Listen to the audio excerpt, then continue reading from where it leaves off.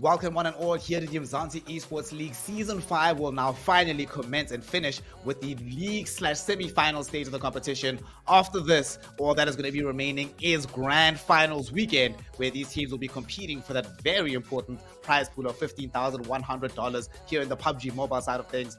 For today, though, we are not done just yet. We still have some more PUBG mobile action to bring you in the semifinals to determine who are going to be the 16 teams joining us for that finals weekend. And to help you bring you this action on this final day of competition is myself, Snare, joined by Patchy and Actfire. Gentlemen, I'm going to start with you, Patchy. You weren't with us yesterday. It was an incredibly action-packed evening. Today, though, the stakes are literally the highest they've ever been, ever, in the Umzansi Esports League. We had a bit of a conversation off-air about this, and Actfire brought up the fact that from positions 9th, pretty much all the way to position 20th, it's still in contention for any of these squads here today. So tell me what kind of action we're going to be having coming out of our competition this evening. Well, I mean, we're at this point, as you mentioned, where we're kind of coming to the end of that semi-finals. Everything's coming to a point, and we're headed towards the grand finals, which is, obviously going to be absolutely fantastic. I mean, just based on what we've seen so far from these players, from these teams, it's going to be insane. Now, you've already pointed out the fact that we have a leaderboard that is looking absolutely spicy, and you are right. From positions 9th through 20th, we have a lot of contention, and the reason for that is just because these teams have been fantastic. And I mean, if we take a look at those teams, you're looking at teams that have been performing so well all week, basically, and pretty much throughout the season. We're talking about teams like BBC in position number 10, for instance, Apex in 9. We've got Mad Knights, Trinity, Chaos Kings. I mean, these guys are no teams to scoff at. They have absolutely shown that they are capable of doing some crazy things. And they're not even on the first page. This is insane. I mean, we're talking about guys that have been performing so well all season long, and they're like fighting on that second page. And yeah. I expect things to be absolutely insane. We can definitely expect some heavy pushes from a lot of the teams, especially the teams that are not in a position that they're comfortable or that they want right now. This is the last chance they get to actually make that final push to get up into the grand finals. Like, this is it. If you don't make it here, you don't make it to the finals. And that is kind of heart-crushing for a lot of these teams that have put in so much effort to be here. Absolutely. And of course, this is going to be their last opportunity to get themselves into those finals. How they do so will rely on their performances on the all-important maps that we have for the evening. Of course, here in the Umzansi Esports League semi-finals, brought to you by Nodwin Gaming, we have made sure to curate the competition such that it's as fair and consistent as humanly possible. Erangel, Sanhok, and Miramar will be gracing us yet again as Group A takes on Group C this evening. And once more in the semi-finals, we'll of course be ending out with Erangel Part 2 at the very end of proceedings. One thing is very interesting here, Actfire, is that Group B, right, we've spoken about this a lot of times off air, is both numerically and in terms of the eye test, the actual strongest group. A lot of the most powerful squads have found themselves allocated to that for the semifinals. Now, though, Group B is done. They do not have any other opportunities. Those teams have already staked their claim to the top 16 if they have been able to make it. All that's left, though, is the quote-unquote second-string teams. I don't think it's a mistake that most of the squads we see in the top echelon of the leaderboard do come from Group B. But what that does mean is that tonight there's actually so much up for grabs because every single other squad knows that there's still opportunities for them and maybe not anybody else to still get in. So, given that there are 4 maps, right? Yesterday we saw very different results on Erangel, very different results on Sanhok and Miramar. It was a bloodbath. It was insane. It was chaos. Are we going to be getting the same kind of thing tonight where pretty much every map is anybody's game at this point?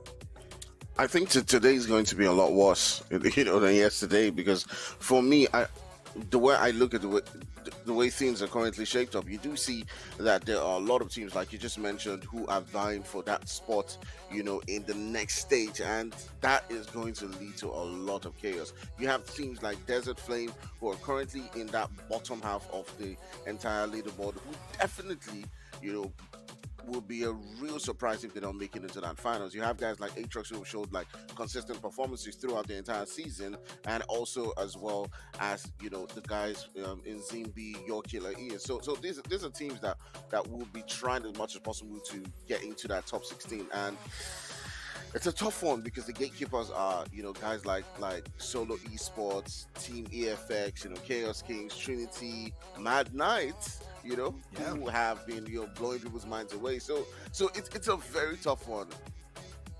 Yeah, it's a very fraught day of proceedings, especially because if we look at how things are stacked here, if you are just participating in this stage of the competition, you're guaranteed some money, but there's a stark difference between $185, maybe even $275, and being able to compete for the $3,680 that the first team will be accruing for themselves. Of course, now that we do look at the leaderboard, as mentioned earlier, most of the squads that are here on page number 1 are the squads that have played the most games, but also the squads that have come from the strongest group. We see that being reflected by their overall point tallies.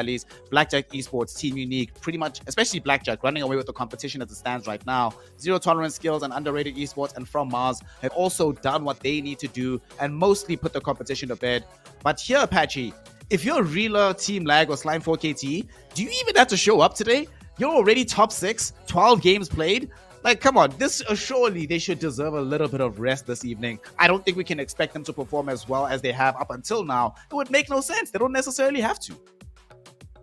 I mean, yeah, you're right. They don't necessarily have to. Pretty much everyone on this leaderboard right now, on this first page with the 12 next to their name under matches played, they can kind of chill. They know that they're a-okay. They can't really be dislodged.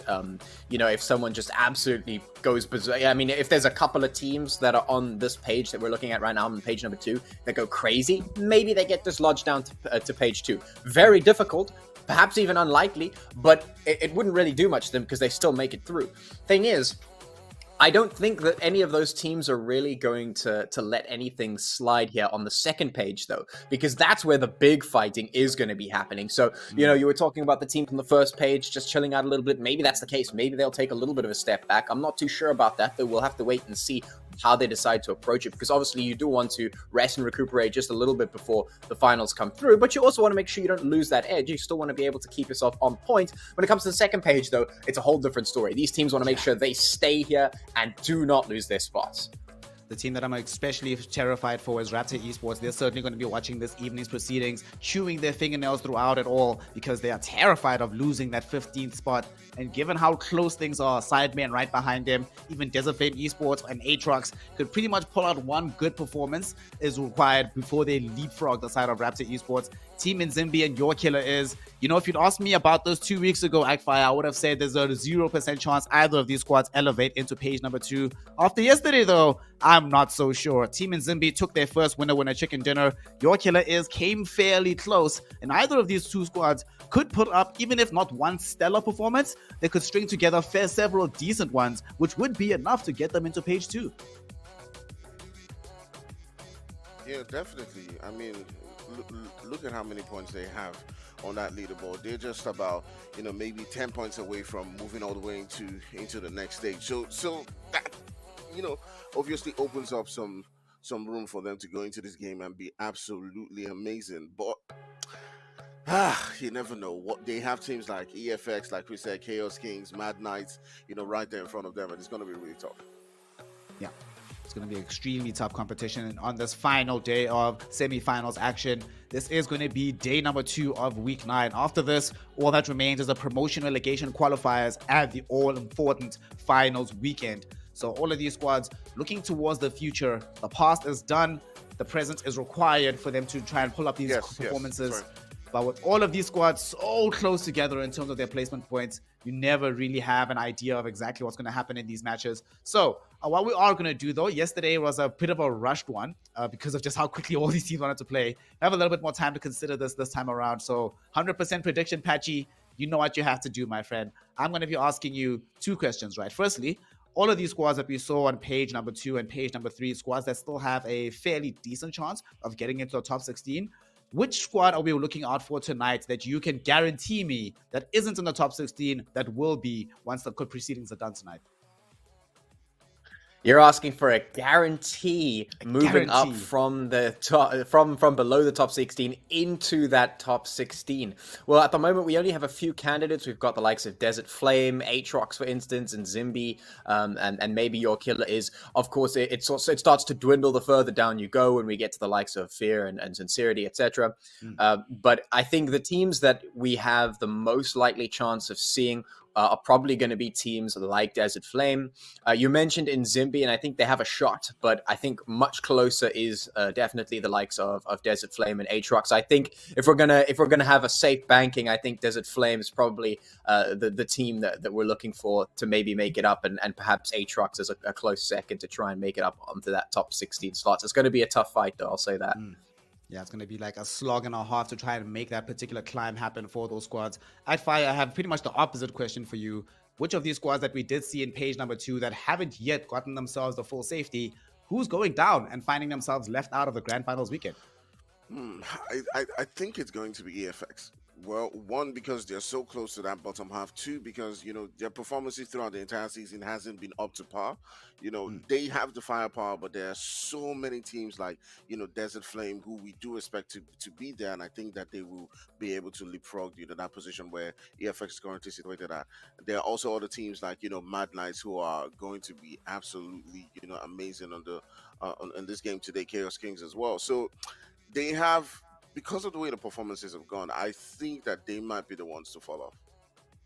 Talk to me about the team that Patch was mentioning now on the side of Desert Flame Esports, who I think one of the reasons why he might have a good read on them now is the same reason we all had a very positive read coming into the entire tournament. We expected Desert Flame, the old G3 temper, to be in a much more promising position up until this point. Yes, we had reservations about whether or not they get an early slot into the semifinals. However, I don't think any of us really had anticipated that by this day, the literal last day of the competition, they still would not be at least safe. No, it might not be a guaranteed safe, but I didn't personally think that they'd be in the third page coming into this. What happened, Fire? What's been going on in the squad that you think has led to them underperforming a little bit here in the semifinals? I think that this season has been very different, you know, compared to previous seasons.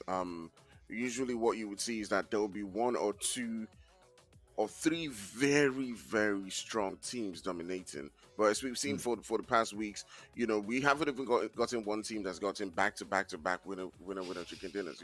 You know, you never know who's going to step up, because it's so evenly matched between these teams now that you have maybe about 10 teams or 11 teams that are really, really, really strong and can play, you know, at that same high level. We saw yesterday, you know, Team Lag just come in and was absolutely guns blazing. Before that, they were sitting down in the relegation spot as well. So it's very hard to determine, you know, who is going to, you know, be taking things, because things are so tight, you know, this time around. The teams are absolutely amazing. Look at Mad Knights. Look at BJE. They weren't performing in the previous stage, and then in this stage they're blowing things away. Same thing with Slime 4KT. So you never really know. So for me, it's tough for them, but I'm not ruling them out yet. You know, Patchy, one of the squads that he mentioned there in terms of they were able to make a big splash in the semifinals in a way that they weren't able to in the league portion of things was Team Lag. And I think it's especially important that he mentioned that squad, because their splash didn't just come in the semifinals, it came in one day. For context, for those of you who are not watching, Team Lag went from 20th place before yesterday started, they're now 4th, from the basis of one single day of stellar performances from them. Obviously, we spoke a little bit about whether or not some of the squads that are only on 12 games can afford to rest a little bit, chill out. And I think for maybe teams like Slime 4KT, Rilla Insider, who've been consistent for the most part, they can have that kind of latitude. But for Team Lag, do you have this feeling that they're just starting to build momentum, not just in the semifinals, but that they have an eye on the finals weekend and they're trying to peak at the right time by delivering these kind of performances just before the tournament ends? Yeah, I mean, I think if we're going to look at teams that are able to do something like that, we've seen quite a bit of shifts from a lot of the teams. You know, we've seen them sort of increase slowly but surely in terms of their performances, starting off nice and reserved, making sure you don't overexert yourself, making sure you don't spend all of your energy all at once. And so a lot of the teams were sort of gradually building as the season progressed. We saw some teams finally stepping up later on. Things were happening. Now we're at the very end of the possible sort of stages before the finals. This is the last sort of moment. And so you really want to be reaching that peak, as you were talking about. You really want to be cresting that hill right about now, because as you move into the grand finals, the rounds are going to be insane. Everyone is going to be giving their 110%. Everyone is going to be putting their utmost best on the field as best they can. They're going to be trying to show pretty much everyone who's watching us and all the rest of the teams what they're made out of, and if they're worthy of that ultimate win for the Umzansi Season 5. It's going to be absolutely nuts, because I know for a fact that there are so many teams that have their eye on that prize. We were talking about a team like, for instance, Desert Flame, who we would have expected to be a little bit higher. I think even they have their eyes set on doing the best they can, and I think they have a decent shot at it. I mean, as you know, we move on with a clean slate into the finals, so things just start all over again, and the insanity starts all over again, and so the teams have a really great chance of doing it once again. I mean, so if they have chosen their moments, and if they have peaked at the right time, they could be in full swing. They could be in full form moving into the finals. And it would be absolutely insane to see. When you talk about a team like Lag, you could see that's the trend. That seems to be what they're aiming for. And right now, that appears to be where they're going. That is indeed the direction they're heading into. That is what they've been working towards all season, and they've finally been rewarded from it by performances yesterday. However, we know for a fact that today, given what's on the cards, given what is at stake, all of these squads will be giving us, if not the same level of performance as Lag did, but maybe even better. Of course, to be able to do so, we need to get into our maps for the day. We have Erangel Part 1 at the ready. We have Act-Fire and Patchy at the ready. And gentlemen, for the last time in the semifinals, take it away for Erangel Part 1. I'll talk to you after the game. Thank you so much, Snare. Erangel Part 1 for the last time before we reach the finals. Of course, we do have a Part 2 coming later, but right now, it's Erangel Part 1. We find our first time and our last time here. The first time today and the last time for the semifinals.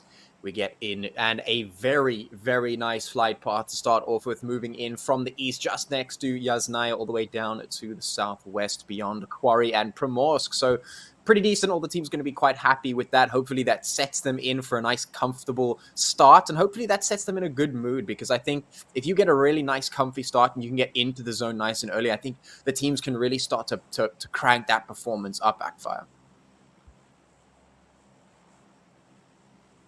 Yeah, so let us get down in and find our spots here. We have BBC, of course, going to where they always go, over there in Immortal Power. We've got Aatrox heading over to Lipovka. All the teams now are heading into their chosen spots. Hopefully, I've got my fingers crossed that we find someone moving over to that military island, because, if we don't, I'm going to be sad. We have such a nice flight path for it too, Rilla Insiders. No, not going to be going there. They keep their choices open, and of course, we do have that map.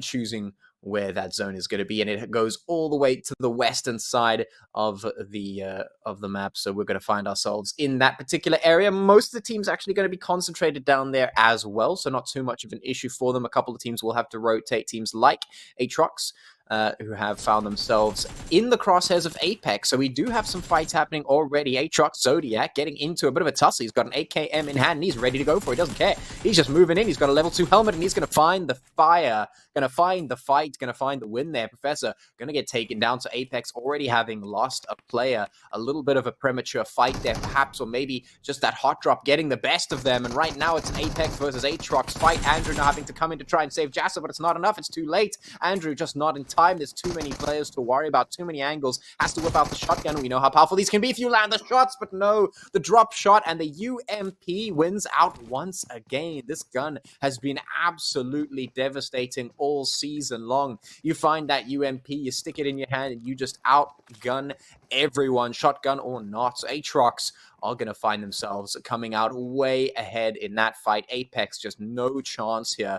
Aatrox looking pretty strong, and this is a team that I highlighted we could be looking at to make those pushes up in and try their best to get into the finals, because they are right on that edge. Yeah, definitely. There's the kind of performances that you want from a team like Aatrox, who is looking to climb up on that leaderboard, and they're taking out the team, the type of teams that they need to, because Apex is in that position where guys like guys like Aatrox want to be in right now. And being able to gather those points and take them out quite early is fantastic for them. They will be really happy that they are in that position, and they're able to take out a team that is pretty much in that gatekeeping situation from them. So we'll see how Aatrox continues to do. Aatrox is one of those teams that sort of like surprises me, Patchy. Every single season they always outperform what I expect. You know, Mm. whenever someone asks me like, what team do you think is going to get to the finals or do well in this match, Aatrox is never one of those teams that comes to my mind, right? Because their gameplay is just I mean, what would you say about Aatrox? Would you say they're an aggressive team, or they're a cautious team, or they're a very tactical team? I don't You know. know, that's a difficult question actually, Yeah, because I actually really feel where you're coming from on that front. Like, yeah, it does always feel like, Aatrox always seem to outperform your expectations, because yeah, they never seem to be a team that you're like, okay, yeah, this is the team that's going to just absolutely dominate. yeah, They're just going to trash the other teams. They're going to walk in. They're going to kill everyone. yeah, But then and you sort of deprioritize them. You're like thinking of some other teams, thinking of some big yeah, names, and then you sort of lose Aatrox in the myriad of things, and then you realize, oh, hold on, Aatrox is here and they're doing something, and yeah, they're actually doing better than I expected, and they move on up. yeah, I definitely think Aatrox have the potential to be a pretty well-rounded team. I mean, you pointed out that it's kind of difficult to pinpoint their style. Right now, they seem to have started off the match very, very aggressively, at the very least. I'm not too sure which one of the two teams actually is the hot drop team, because obviously one or both of those teams have the knack of dropping in the spot that they dropped.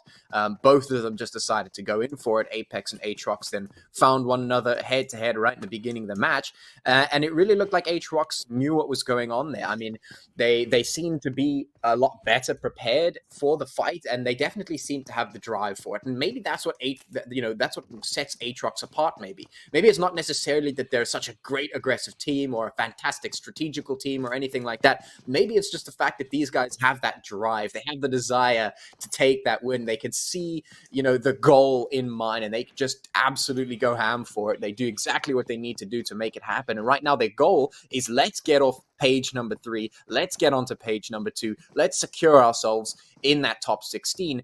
And, they're right on the edge, and that's just all the motivation they need to start that performance.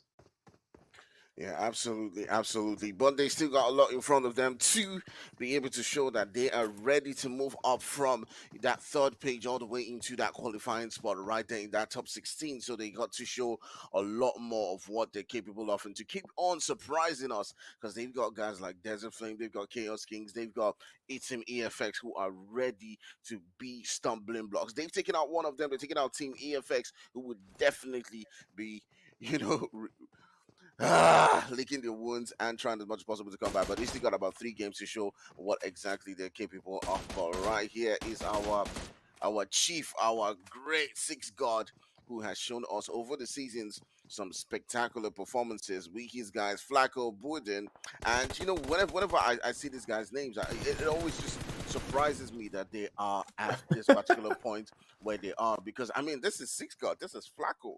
These are the guys, Patchy. These are the guys that you're telling yourself like, hey, Stanford KT has got to stop them. BJE has got to stop, you know, G3, and now they are the ones fighting to qualify. Yeah. Yeah, you're absolutely right. It's a very strange situation, perhaps, to see.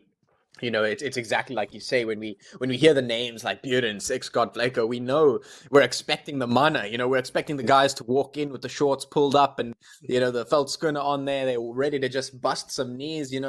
Punch some lights out, and these are the guys we expect to be absolutely nuts on the board. Of course, you could always argue that perhaps maybe saving the best for last, but definitely in this situation you don't want to be there. You want to be in a situation where you're nice and comfy. You're sitting at the top like Blackjack or maybe Team Unique, even 4KT. We were talking about 4KT at the start of the season, and we didn't see much of a performance from them. Some were calling it lackluster, but when we started off, one of the things that we sort of started outlining, one of the things I was talking about early on was like, we could see a lot of these teams pull back, do a little bit of pinch fisting when it comes to the performances, and really keep things for a bit later on. And 4KT did exactly that. What started out as a kind of meh performance from them ended up them just making sure to crank it up at the right time. They know how to pace themselves. And now, they're sitting all the way up in position number 3 on the overall rankings. And that's really what it can do. So when it comes to that, maybe there's a lot of conversation to be had on that front. But you want to be sitting comfy there already. For Desert Flame, there's a lot of pressure on now to perform. We know these guys are capable of it. The competition certainly has gotten a lot more difficult than in past seasons, as you were talking about a little bit earlier. It's been absolutely insane here in season 5. These teams have just been completely shifting the game. Their performances have gotten so much better, and this season alone has just been incredible to watch. The performances have been great all across the board. We've been seeing some good stuff in terms of the fighting, in terms of the strategies, in terms of what is coming out of Umzansi. And so it's great, and so the competition is difficult, and so maybe for the likes of Desert Flame, the competition makes it that much harder to actually get where they used to be. But I still think they're capable. I still think they have the potential. This is why I outlined them as one of the 2 teams that I expect could make it onto the top 16 there. If it's going to be anyone, Desert Flame have the potential to make it happen. Aatrox as well, we talked about them, and we saw them start off the game really strongly as well. And of course, if we look at that sort of lower half of the second page, we can already basically scratch off Raptor. They're sitting okay, but they've got 90 points, and I definitely think that's overtakeable right now for the likes of Desert Flame and Aatrox. A couple, maybe a chicken dinner, a couple good wins, or even some strong performances throughout the day could definitely dislodge them here. Yeah, I mean, by the time the game ended yesterday, I just kept telling myself, right, Raptors was the team that definitely wasn't going to make it to the next phase because, they've played 16 games, sitting down in 15 spots. They've got just 90 points, and they're definitely the first team that obviously will get dislodged by, guys looking to make it all the way to that phase, considering that they're not playing today. It will be a miracle if they still manage to find themselves in that top 16 onto the next stage. But let's see how that goes. The boys from Fear, have put in a strong fight. Tra Lens and his boys. I think to myself, and I'm like, can they put up like a really great performance that's needed to move on to that next phase? It will be very hard, but they've got to drop like a 30 bump in one of these games, and then sort of like have some great performances moving into that next phase. But there's so many other teams trying to do the same thing. That's the problem. Yeah.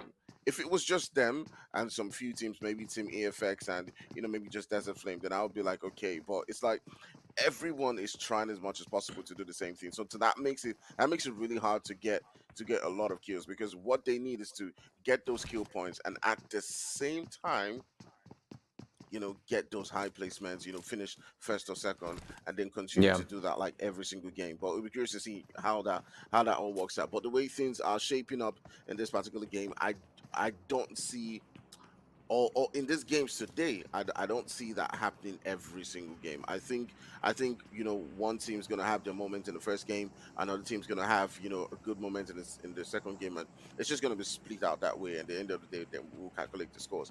That's my thinking. But at the end of the day, we'll see if there will be that dominating force. But we saw some action coming down between the boys from Solo and Mad Knights, and it does look like one of those teams lost a player right there. So they're already beginning to get into the action, Patchy. So who are we? Have we given our caster cost for today, Patchy? I don't think we have. I don't think we have. Okay, so who's going to get mine? I'm going to give mine to Team EFX. Okay, so that might be a blessing, might be a caster cost. We'll see. We'll see. It's been more of a blessing, but we'll see what that ends up. So who are you giving yours? My attention's focused right now on Solo Esports. Actually, they're sitting in also a very precarious position, sitting there on 90 points, position number 14. They've got a lot ahead of them, and I think this is a team that we've seen a little bit of hit or miss here and there, but we know that they have some potential in them, and they have to fight really hard right now to make sure that they maintain their position and they don't get overtaken, because of course, the 2 teams that I said have the possibility of making it up with teams the likes of for instance, Desert Flame and Aatrox, which means that those two teams, in my mind at least, are very much after their positions. They're after those two slots. Obviously, they're after Raptor's slot. They're after Team EFX's slot, who you've already given your Castle Curse to. And of course, they're looking at Solar Esports. So I think that's where my attention is at the moment. And I think I'll put my caster, not so much blessing or not so much curse on them. Oh, all right. We're beginning to see the boys from EFX just push on to Fear, and they have one player already taken down, or I do believe it's two players already taken down. The boys from EFX making an absolute push onto a team that's trying as much as possible to qualify, and they are trying to do the same. So this is a fight for who gets relegated or who gets taken onto that next page. You can see the boys from EFX being absolutely outstanding as they're going up against the last player for Fear, and you can see them just making that push right there with Sui trying as much as possible to take out the last guy. Trying as much as possible to fight it out. He takes down one player, but at the end of the day, it will not be enough as the boys from Fear get eliminated from this game. Oh, EFX. What a choice fight for them. That's such an important fight for EFX. You know, you've highlighted EFX as a team that is so desperately trying to keep their position. It is very important for them to win that fight. They picked the fight perfectly. What a great team to go up against as well. Slightly lower than you on the leaderboard. Flex on them a little bit. Pick up those 4 kills for free. Very nice for EFX. A very good start. Putting them very much on par with the early performance from Aatrox that we actually found earlier on. I think they also have about 4 kills now.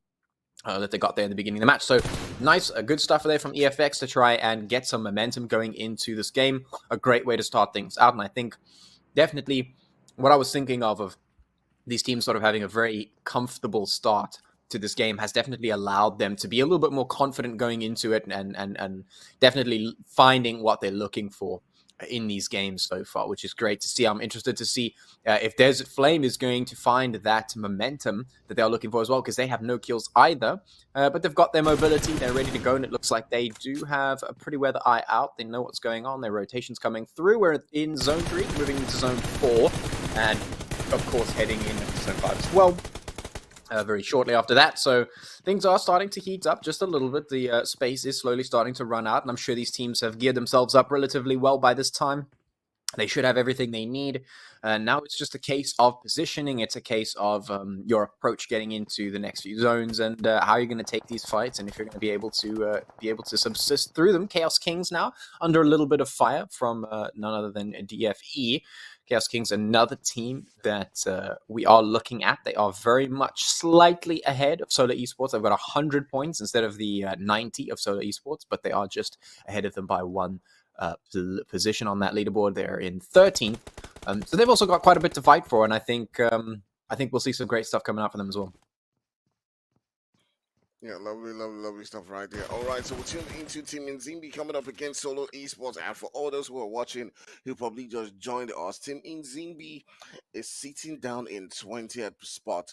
They're one of those clients who are looking to move themselves all the way up into that second page and try to qualify. Solo Esports is sitting down in 14th position. They're pretty much in that gatekeeping position, trying to make sure that teams exactly like Inzimbi don't make it all the way through into that next stage, right? So this is a very important fight for these two sides right here. Whoever wins this particular fight could very well be moving on to the next phase. So we're going to be keeping an eye on that, as we do see the boys from Aatrox also making their rotations. Aatrox putting in some good performances at the beginning of this particular game, and we're curious to see how this one does actually shape up. But can you see, Patchy, that it does seem like most of the action we're receiving for now is just teams who are trying as much as possible to qualify?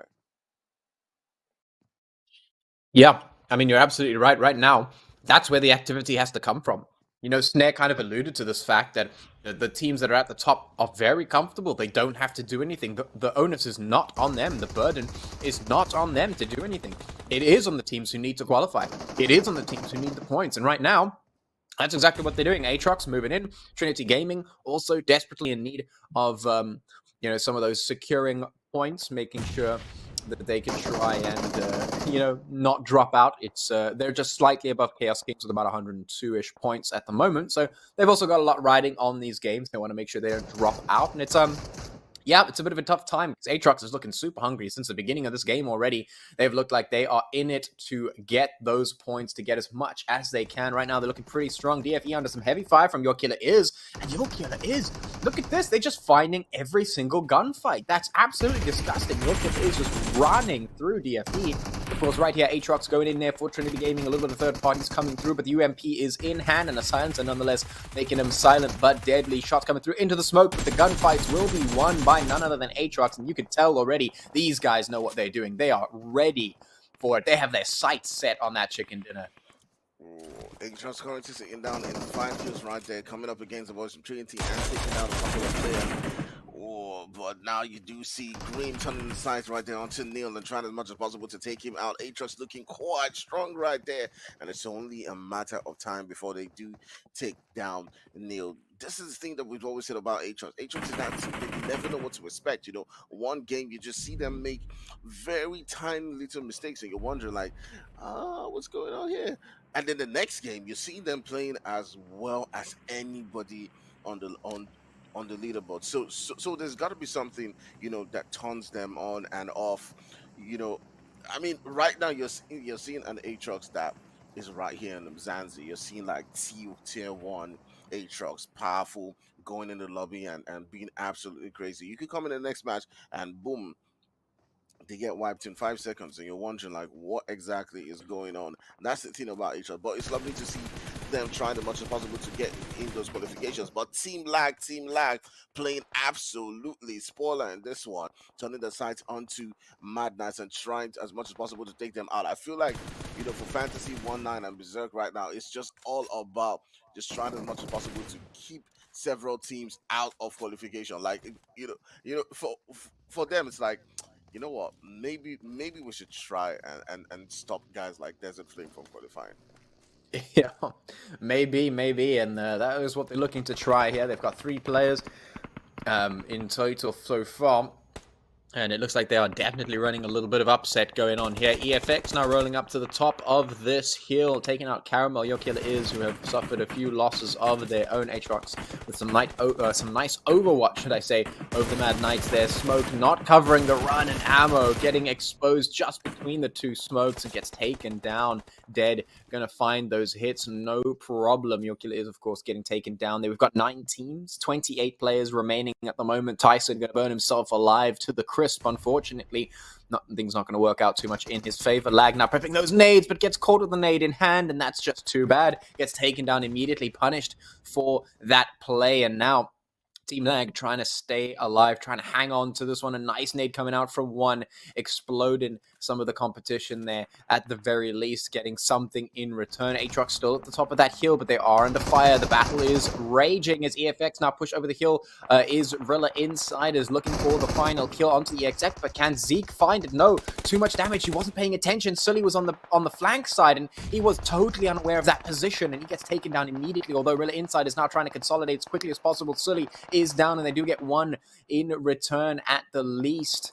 Not going to get pushed by EFX there. BBC on the other side of the hill looking pretty strong. Not too bad. Got the players and trying to assert themselves here on the map. So these teams desperately trying to find those kills, find those points, and maybe going a little bit further out of their way to try and get some. You know, BBC is one of those clans that we haven't really spoken much about. You know, they're just sitting down in that 10 spot.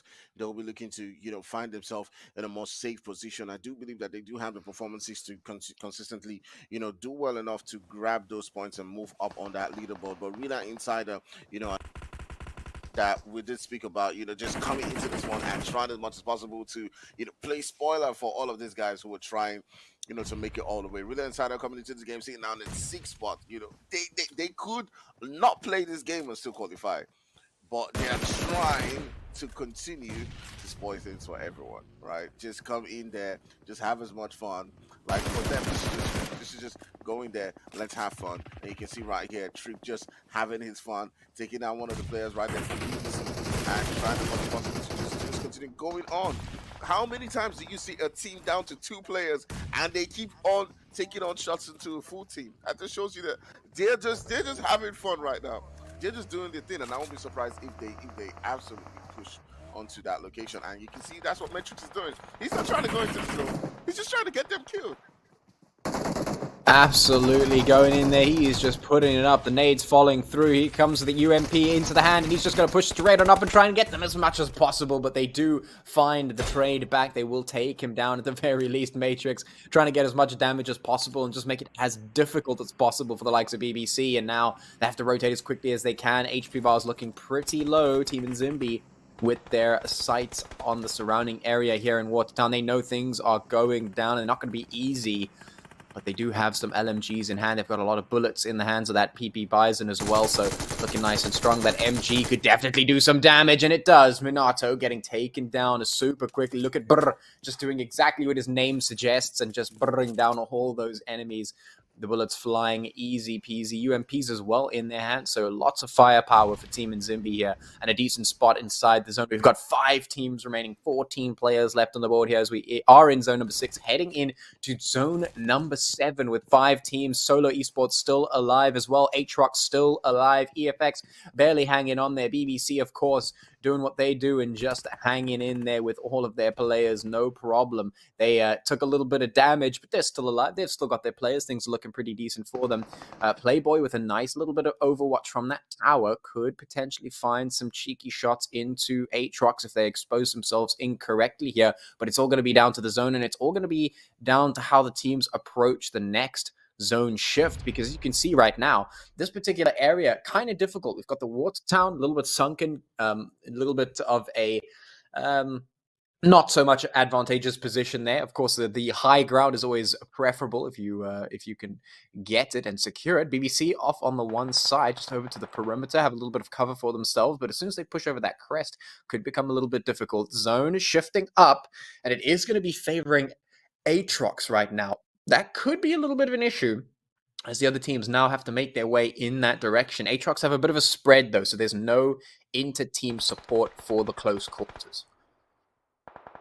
So again, this is a thing that we do talk about a lot of times. Aatrox being one of those teams that can surprise you when they absolutely need it. Team Umzansi as well, trying as much as possible to grab themselves some points right here. They've gotten all the way into that top 5, so that definitely does leave some room for them to grab those points. AFX is still in this as well, so it's a very, very tight one. We're down to a top 5.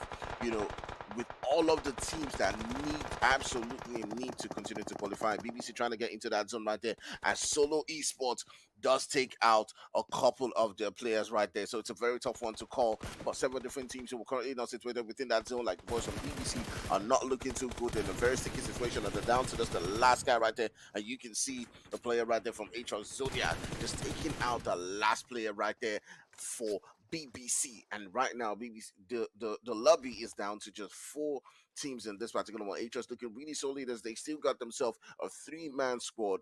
9 players left in this one. And who do you think is going to win here, Patchy? Who is going to get the winner when the chicken dinner? The team that I put my costs on is still in. Okay, they're still in. Yeah, EFX is still there. So it's sort of a blessing. Yeah. They're in top 4. Hey.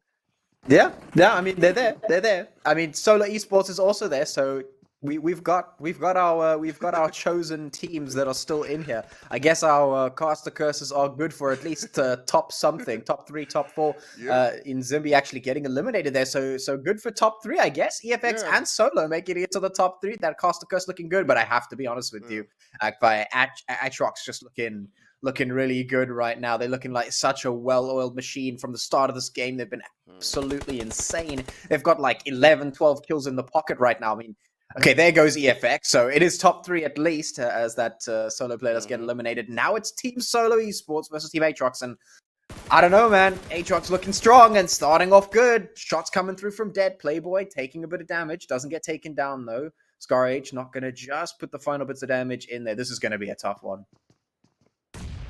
Yeah, that position where Playboy is currently situated at is probably the game changer for this game.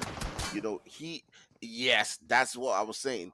If they take him down, then they change this entire game, because he has a spot to cost them a lot of trouble if they do need to sort of like rotate out. But right now, you do see that the boys of Aatrox have taken him out, and that changes the entire game for them, because now it's a 2v3. But not just that, it's a 2v3. There's no one to watch out for the boys from Solo Esports if, Aatrox does decide to sort of like now begin to surround them. And you can now see that Zodiac is now going into that mode where he's about to now begin to pop out the nades and the mollies into the position where they're currently situated at. And now Aatrox all they have to do is just wait for that opportunity, wait for that zone. They've got themselves 13 kills in this particular one. If they do get this last 2 kills, Oh. all right, then they have a 30 bomb. And this is exactly what Aatrox needs to get themselves into that qualification spot. Oh my word, those nades almost taking down in Diags there. It looks like Aatrox just cannot be stopped here. Right now, they are playing this one really, really well, slowly, not over pushing, not overextending, not leaving any gaps right now. They've got the player advantage, but they're not doing anything crazy. They're just slowly edging forward, slowly getting their ground, covering it up, moving forward, getting the nades in, using the utilities. But is Solo Esports going to be able to repel this attack? Right now, they've got a decent overwatch, but they're shoved up against that blue zone. Things are not going to be nice yet. 9 zones deep, Actfire. This is absolutely nuts. These teams are literally toe-to-toe right now. A few walls, dips, maybe a couple of trees separating them. Something has to give right now, and Solo Esports have to be prepared. It's a 2v3, but it's not unplayable. This is definitely a doable position if you play your cards right, even though they are at a slight disadvantage. Health looking pretty decent, although Ultinix taking a bit of damage there. Those nades just absolutely a nuisance for Solo to try and deal with, and here comes the push from Zodiac. It's going to be enough, though. Ultinix quick on the trigger, but Diag's taking so much damage. Ultinix has to try and find something. The meds are coming through. Is it in time, though? Here comes the Thompson. Is it going to be enough? It is. The knock comes through, and that's it. Aatrox will still take the win just by the skin of their teeth there. And look at those kills. Absolutely insane. Man, Aatrox getting themselves, my math, 15 kills, and that winner chicken dinner getting themselves 30 points right here. Exactly what they needed to boost themselves up all the way in from that third page. And I do believe they might even be in contention of moving into that first page. But I'm not too sure about my math, so I'll just keep quiet about it for now. That's crazy. I mean, what a way to start things off. I mean, if you ever, I mean, we were talking about this. I said Aatrox is my team to look at, one of the 2 teams that I was looking at. And I mean, this is the reason, right? They were looking for it, and they started off so well, looking like an absolutely well-oiled machine, pulling through 15 eliminations for a total of 30 points, dropping a 30 bomb to start things off with 2,572 points of damage in total for this match. And I mean, what a way to start out the push. I mean, if you were ever going to try and secure yourself a place in the finals, this is the way to start out.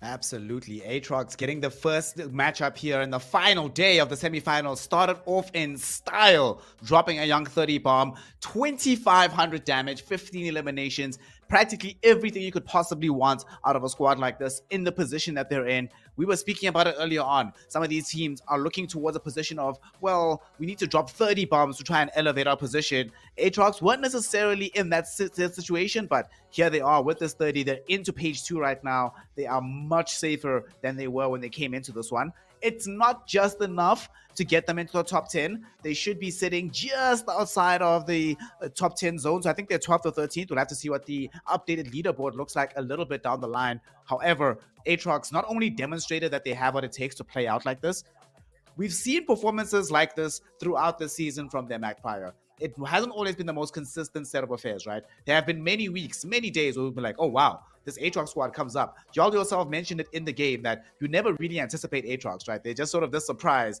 They come up out of nowhere, they do amazing things, and then they sort of disappear, which has been a little bit of the critique we have against them. However, after this, they probably shouldn't disappear out of the top 16, provided they're at least half as good as this. They might have actually done it. And that's what it shows how competitive this is going to be tonight, right? The fact that one map can actually be the difference between going to the grand finals and having to just watch from the sidelines. Yeah, I mean, my only worry about Aatrox is, can they continue to replicate this kind of performance that they have every single game? Can they go into the next game and try as much as possible to grab maybe 10 points, 20 points from that particular game?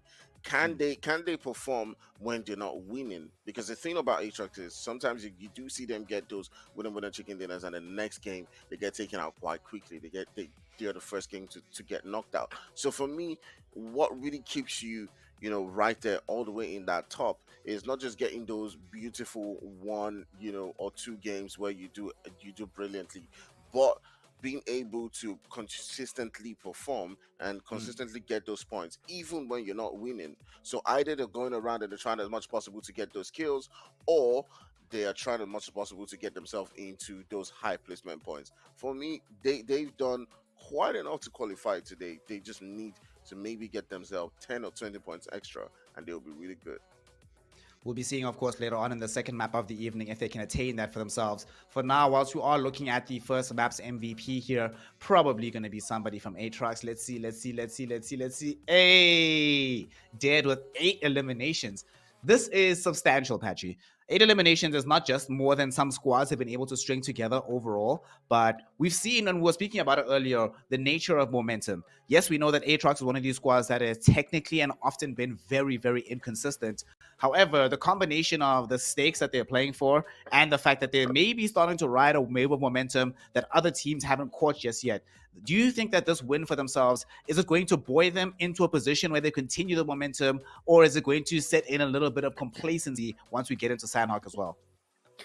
Honestly, I feel like there's no ways a team that is looking this well-oiled is going to fall back into complacency. I will say that when it comes to Sanhok, though, maybe we'll see Aatrox slip off just a little bit just because it's Sanhok and things are a little bit crazy there. But maybe not. I mean, this Aatrox team that we're seeing today is just looking so well-oiled. It's like they know exactly what they need to do and they know how to get there. I mean, we saw that hot drop. We saw them win it out without much of a challenge. I mean, they went up against Apex nonetheless, took them all out right in the beginning. Pockets at 5 kills to start off with, and that was the very start of the match. Then we just saw them play a nice methodical game where they were picking up kills. They got to the end with pretty much most of their players still alive, which is fantastic. They leveraged their position. I mean, we saw a team that is keen to win, but not so keen that they're making mistakes. I mean, that end game was played almost perfectly from them. I mean, just the last fight, maybe a little bit sus towards the end there where they lost one of the gunfights. But I mean, at the end of the day, they executed exactly what they needed to do. And when you're playing on point like that, I don't know. I feel like Aatrox has the potential to just secure that 16th slot just based off of what we've seen them do in map 1. We'll, of course, need them to continue these kind of performances. We'll be taking a look in a moment how everybody else has been rewarded outside of Aatrox, as we do know that they've claimed 30 points for themselves. However, it's not simply Aatrox that's in contention today to try to get themselves into elevated positions. The squad that they found themselves dealing with at the very end there, yes, Solo Esports were completely outplayed, Axfire. Completely. It wasn't even close, right? It looked like, I don't even know how to describe it, but it did not look good in terms of the skill gap at the very last moment. However, when we look at how many points they got out of this first map of Erangel for Solo Esports, right? Aatrox was in much more danger of being on page number 3. So them getting the 30 bomb was somewhat required coming out of them. For Solo Esports, I'm not sure exactly how many points they got. We're going to take a look now. They didn't necessarily need to put out a blockbuster performance, and yet they still found themselves, I think, getting what? Was it 10 or 11 kills that they picked up on that one? Quite a massive heaping of placement points, and that's probably going to be good enough for them to get into page number 1, joining some of the other compatriots there once we look at the overall leaderboard later on down the line. So the question I have for you, Actfire, is, are there any other squads that you saw on this opening map of Erangel that you felt could still rise to the level demonstrated by Aatrox and Solo Esports? Obviously, Team Apex is always in contention in these kind of conversations, but they were eliminated very early on. We don't know what's going to happen on Sanhok. We don't know what's going to happen on Miramar or Erangel, but who do you think might be the one to rise to the challenge and be able to claim some of these all-important points on the final day? I think EFX. I think that they've shown a little bit of that resilience to be able to come in and try as much as possible to still maintain the points that they have on qualifier. You can see them getting 15 points, in that particular game. Solo Esports, of course, did quite well for themselves. They might even be able to move all the way into that first page right now that they've gotten themselves 22 kills. I was expecting to see a lot more from Desert Flame. I'm not sure exactly what's going on with them, but something's not just kicking. Something's not just there for me. I don't know what it is. I mean, this is G3. This is the team, right? I mean, to go into the finals without them would definitely be a first in a really, really, really long time. So I don't know what it is. I'm a huge fan. So I mean, they should go back and just try and reevaluate their whatever is going on within their game, and just show us those performances that we do expect. So based on what we know about them, I'm gonna say Desert Flame. I'm gonna say, two winner chicken dinners from Desert Flame within the next 3 games. Very bold Yo, statement, but yo, yeah. yo. I'm gonna say that they're gonna surprise us. They're gonna give us one of the Slime for KT, emos. Just come in last day and just stop everybody. So let's see. Patchy, they're trying to steal your prediction job out here, so I am not as sanguine about the prospect of Desert Flame grabbing 2 dub CDs. However, I'm feeling much more sanguine about Team Nzimbi and Your Killer is. We were speaking before the game started about how the thing they need from tonight is not blockbuster performances, it's consistent ones. 10, 20 points at the max, but 10 reliably throughout the evening should be good enough for them. And Team Nzimbi is starting to lead that charge. Yes, they only came fourth in this one, but it's not like they were the cleaner squad in terms of the entire lobby, but they certainly were not one of the lower play squads. They certainly look like a proper team to have to think very carefully about how to approach and how to deal with. They didn't get as much aggression as I would have liked.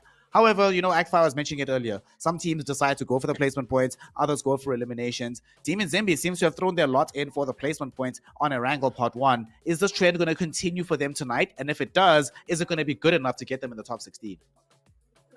Yeah, look, I mean, teams like Nzimbi and YKI don't need a squeaky clean performance. We're not looking at them to really crank it up, to overclock it and try and go for everything. You pick a style, pick something that's working for you and go for it. Right now, you could see YKI, they picked up 5 kills. That's pretty decent. You want to walk away with a few. The double digits would be nice, as you mentioned. Walking away with around 10 is always going to be comfy, and Nzimbi are going to be happy with that. They put their apples in the basket of the placement points, and it worked out for them. Whether or not that's going to be the consistent idea, maybe Nzimbi definitely can pull it off. They seem to be comfortable enough in match number 1, at least, with doing it. You don't really have to be too crazy. You just have to make sure your bases are covered, make sure your defenses are decent. You're not giving away anything crazy. You're not trying anything crazy, because you don't have to vibe for the win, which means you don't need the best, this, that, the next thing. You don't need to be perfect or pristine. Like I said, you don't need a squeaky clean game. You just need a solid game, keeping to the fundamentals, make sure you don't let anything slip through the cracks, and you should be good to go. For a team like, for instance, YKI, they found some kills. Maybe that's not working out for them in part 1. Perhaps we'll see them start to pick it up. Maybe they'll switch to the placement points idea very quickly. Who knows? From them, hopefully they can crank it up a little bit. I do think they'll probably be able to solidify their top 16 positions. I think that the fighting is really going to happen a little bit lower down. We're talking the likes of, we've got the likes of Desert Fox that we were talking about, that trying to vie their way back up. Not too sure if they're going to make it up into top 16, though, but we'll see. I think I'm agreement more with you, Snare, in terms of Desert Fox. I don't know if we're going to look at back-to-back chicken dinners from the likes of DFE, but hey, if it happens, that's hype.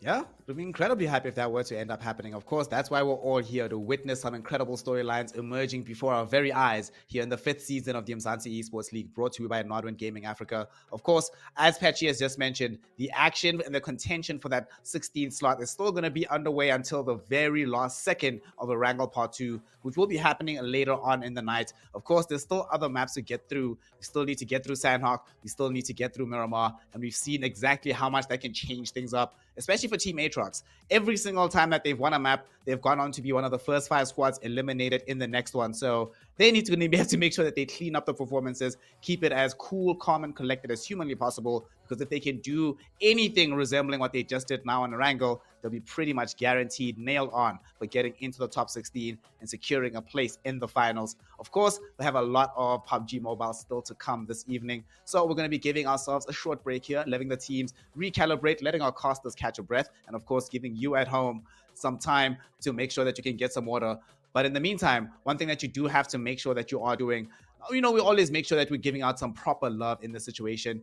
ActFire has been putting in that massive hype week in, week out. ActFire with 2 E, so please make sure that you go and give him your love. Also, make sure that you go ahead and give Patchy some love in the socials as well. Make sure that you're also following at Nodwin Gaming Africa. But the more important thing that I want you all to do, I want you to all witness and think about what you've just seen here today. The fact that, as X5 was mentioning earlier, we have yet to have two teams go back to back with victories. We've yet to have even 2 weeks where the same squad is dominating back to back. It is incredibly contentious here in the Umzansi Esports League. We started with 32 teams in this division. We've been whittled down to 24. We're about to go down to 16. However, every single one of the 32 squads involved is a winner in their own right. And not just a winner, they had to beat other competition to get here. A lot of y'all might not know, but you don't just get invited to the Umzansi Esports League. You have to earn your place. You have to show and demonstrate that you are a squad worthy of inclusion in the greatest league within Africa right now. And of course, these teams have done it week in, week out. And they're going to continue to do it on this final day.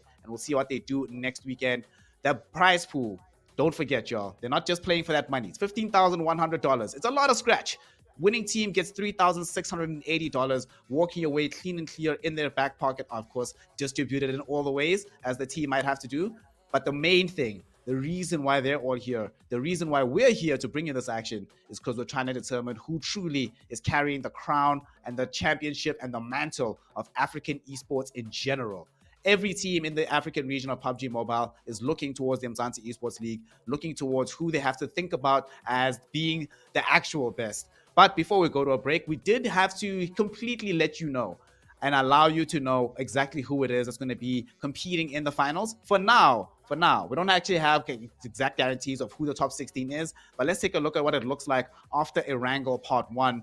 And of course, because Erangel Part 1 was as chaotic as it was, we saw the points distribution being very, very top heavy. We're not going to have that much change up from what things looked like before the matchup started. So team like Real Insider have obviously done enough to elevate themselves. Slime 4KT and ZTS dropping down a little bit. But the only change in the top 8 overall here, Patchy, is your boys BBC are now in the top 8. This must make you feel so good right now, Patchy. Oh yeah, of course it does. Of course it does. This is a team that has the capacity, and they've got the games to prove it too. I mean, the likes of ZTS and Underrated have a couple of points ahead of them, but BBC, I mean, they can make it. They could maybe change up the positions just a little bit, push a little bit higher on the first page here. Definitely have, in my mind at the very least, and it seems in practice have become very much a first page team, a team to consider when talking about the first page, when talking about which teams are contending for the top 8. I mean, BBC have definitely solidified their name as a team that should come into the conversation. Very, very strong, very good performance this season. Of course, the real spicy stuff comes over here on page number 2, Snare.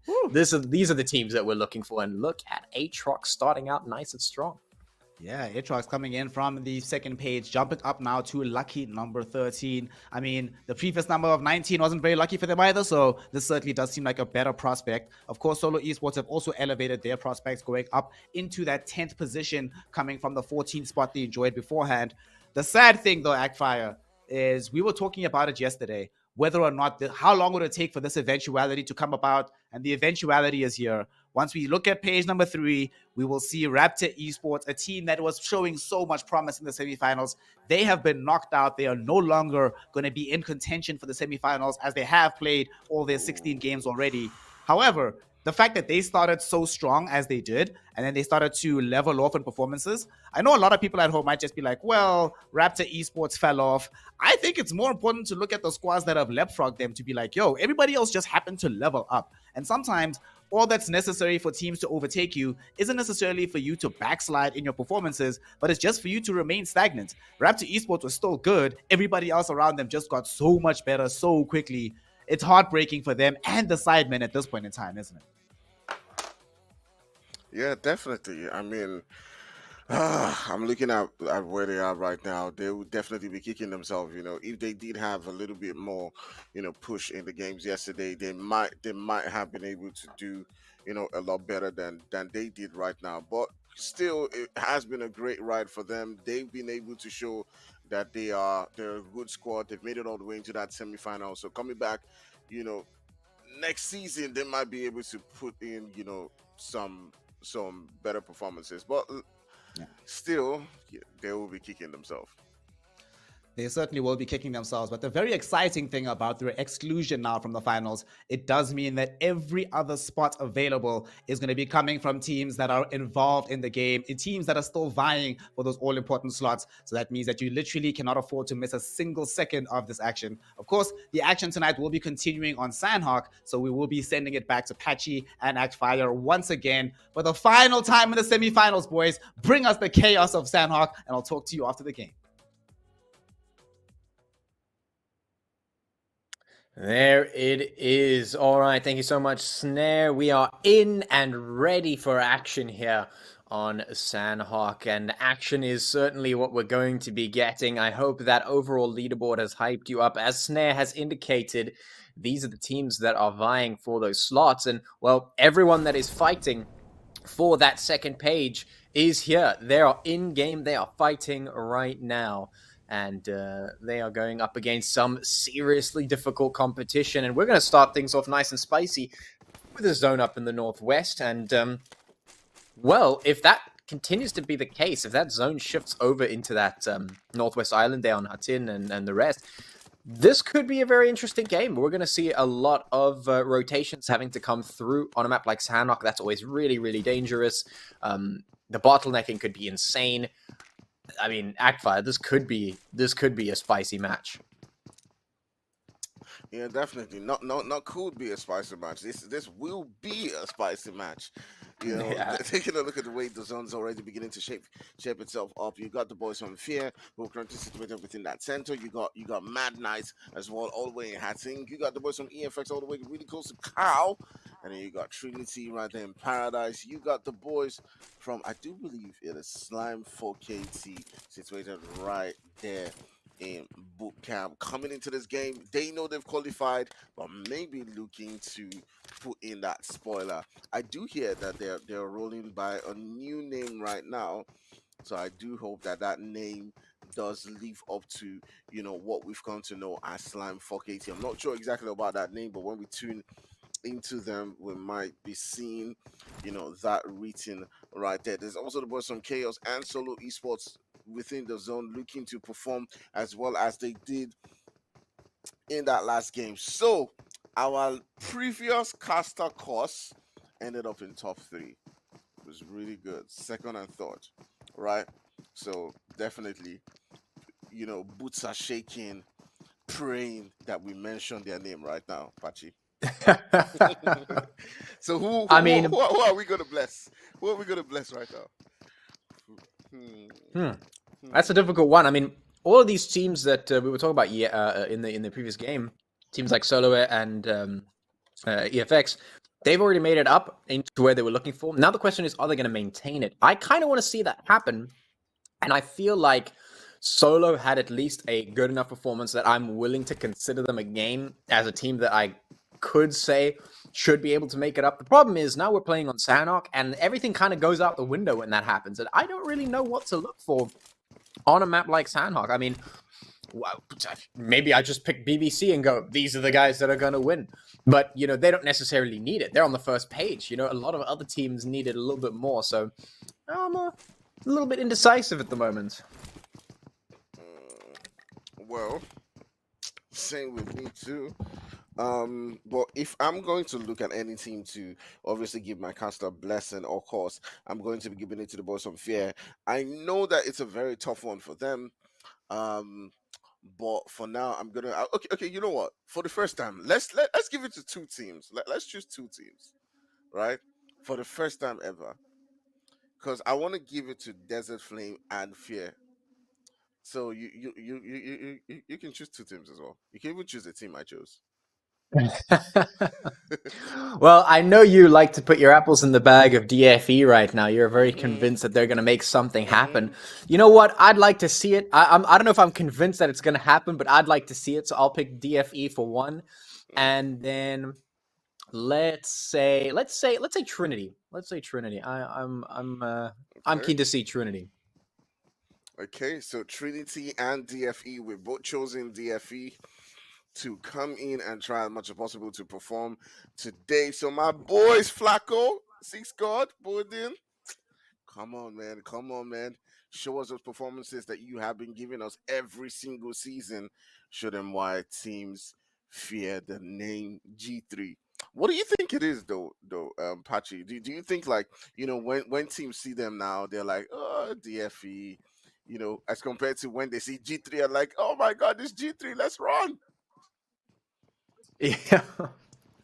I mean, The name has anything to do with it?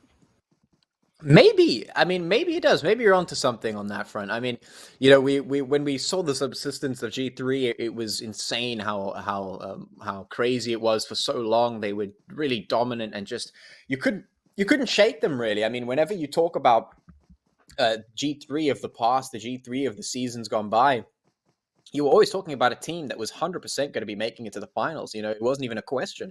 It was like, this is a team that's going to be in the finals. This is a team that's going to be fighting for the top slot. Maybe they're even going to win it.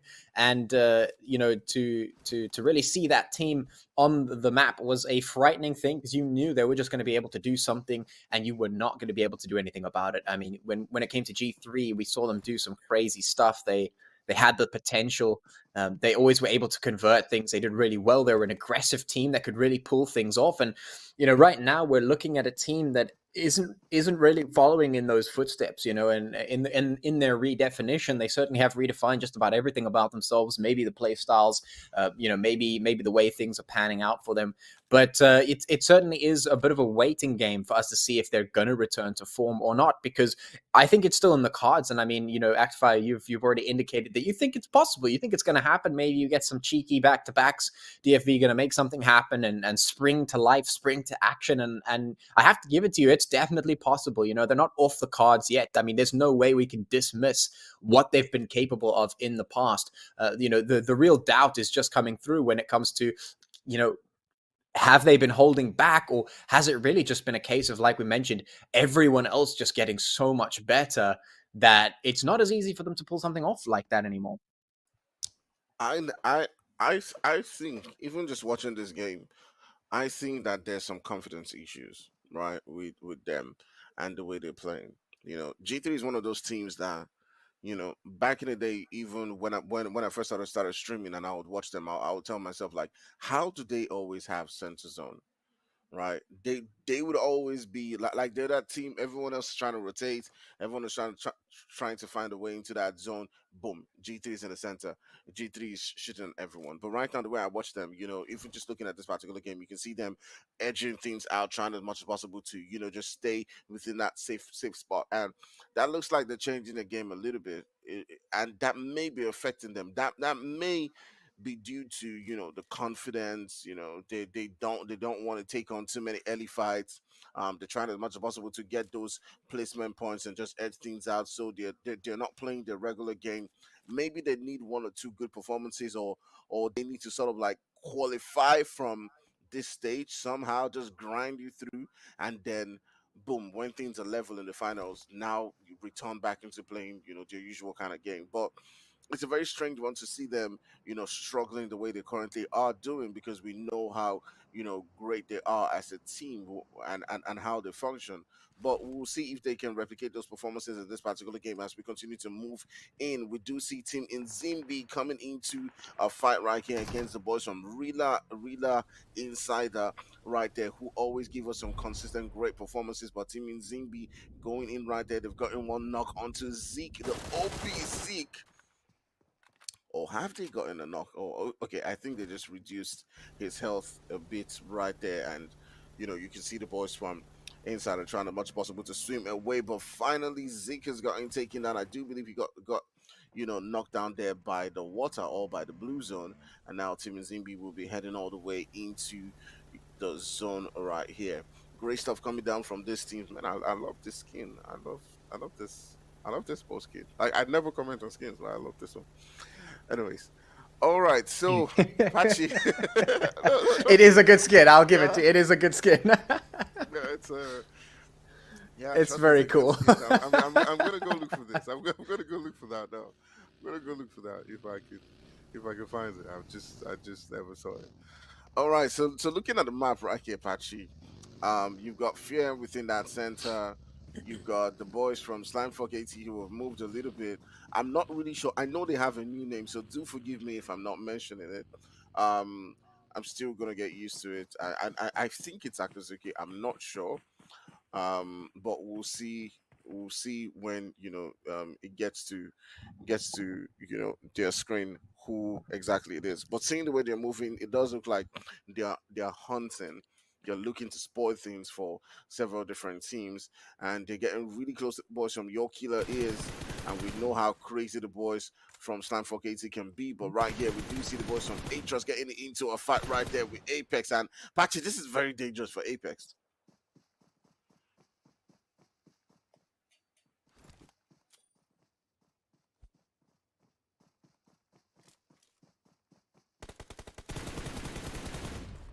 All right, yeah, the shots are coming through now. It's Aatrox putting the pain in towards Apex once again.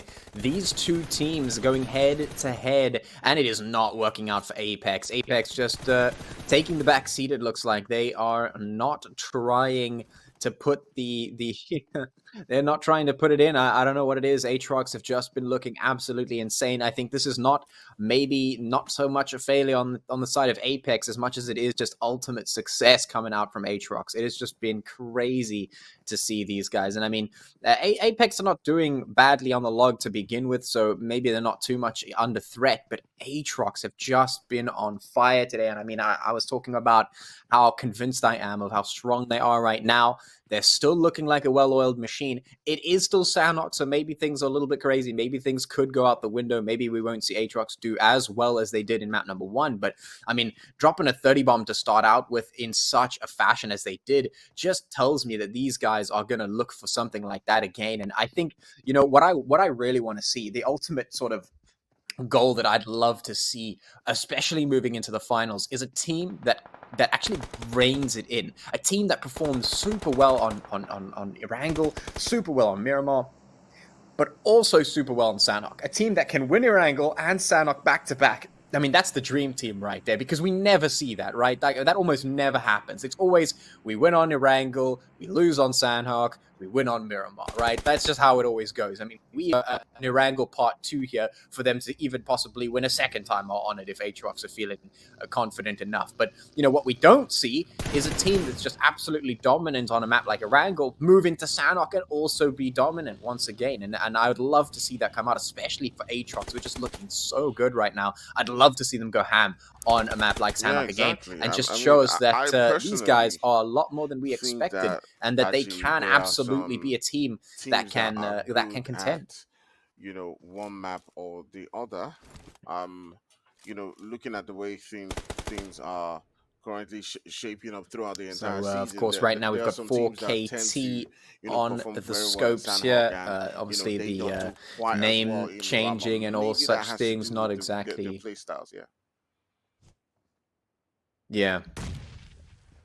And right now we're just watching that 4KT stuff going through on YKI here. YKI just under a little bit of fire, just having a little bit of struggles there. They do have some pretty decent barricades, but we are waiting for 4KT to see if they're going to maybe try a little bit on this one. We know that they are doing very well on the leaderboard at the moment. Nothing crazy needs to come out from them, but hey, maybe they could decide to just toss their hands in the air and go, hey, let's just throw a little bit of disruption in for some of these teams who are trying to move up that leaderboard.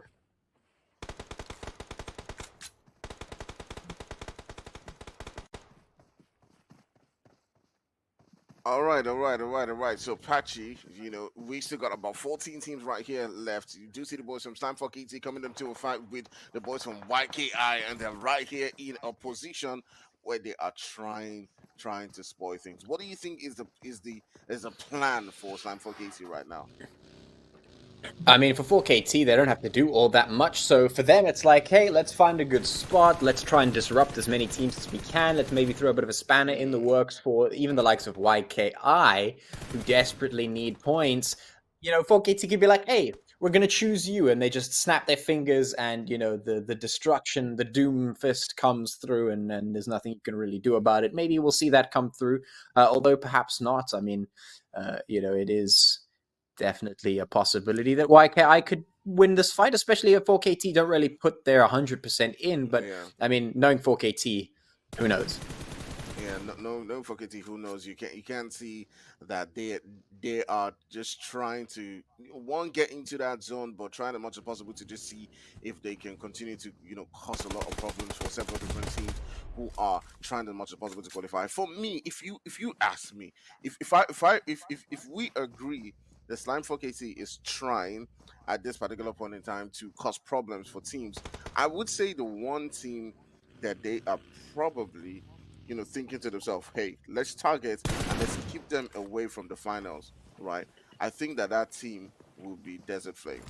I think that Yeah. Slime for KT was thinking to themselves, hey, you know what? If we can keep them away from qualifying into the finals, then and we stop them from getting back into their form. We give ourselves more chances to win the Umzansi at the end of the day, because obviously they know the battles that they face coming up against the boys from G3, and they'll be looking to see if they can keep them out of the game. But right here you do see the boys from Slime 4KT coming into a huge fight right there with the boys from Your Killer Is, and two of the players are currently getting taken down, but they're trying as much as possible to keep on fighting. Plaza putting in the work right there. Your Killer Is have two players who have been gunned down right now. Anonymous trying as much as possible to come into the fight as Sleek is bleeding right in front of him, but Plaza is coming to the mix right there.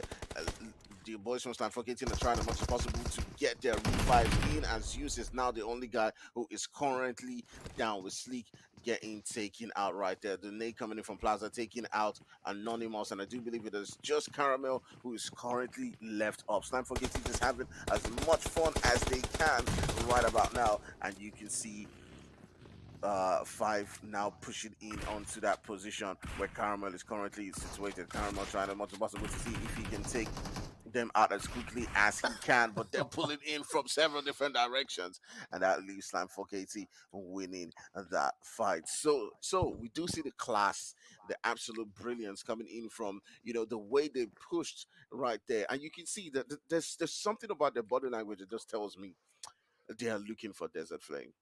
I think so. I think they're looking for Desert Flame. I mean, I think you might be right, because that was just disgusting from 4KT. There was no need. There was absolutely no need to do that madness over there. There was no need for that. That was a violation right there. YKI actually played that one really well. They weren't doing badly, but 4KT, the finesse, they just came out. They were like, "No, sir, we're a number one team right here. We're just gonna dunk on you like it's nothing," and they just absolutely demolished them. And so I think maybe you're right. Maybe they are sniffing out some of those teams. Like, hey, where's DFE? Where are these guys? Let's get them out of here. Let's send them back. We're not getting them into the finals. No, sir. Maybe that's the case. Right now, we have yet to find out. BBC is stuck in the blue at the moment, trying to get ahead of that damage. Aatrox picking a fight with BBC. Not the greatest thing, guys. Don't fight BBC. Aatrox, you need the kills, you need the points, you need the placements, bro. Don't fight BBC right now. BBC are absolutely on fire, moving up onto that first page and looking like they're going to continue to keep doing that. And, well, looks like it might just be finding themselves on the back end of a really bad fight. Grim trying to get himself alive again, juice up a little bit. BBC stuck behind a rock. Nade going over, just doesn't make it. BBC stay alive for the time being, but definitely not a team that you want to go head-to-head with right now. I mean, both of these teams are trying to make things happen. Aatrox obviously have to do it. BBC, though, they're just doing it for funsies. And speaking of funsies, the Solo Esports now going up against Trinity. Oh, just demolishing. Shots coming through easy for Solo Esports. Myth gets taken down, and looks like my caster curse might not be helping Trinity right now.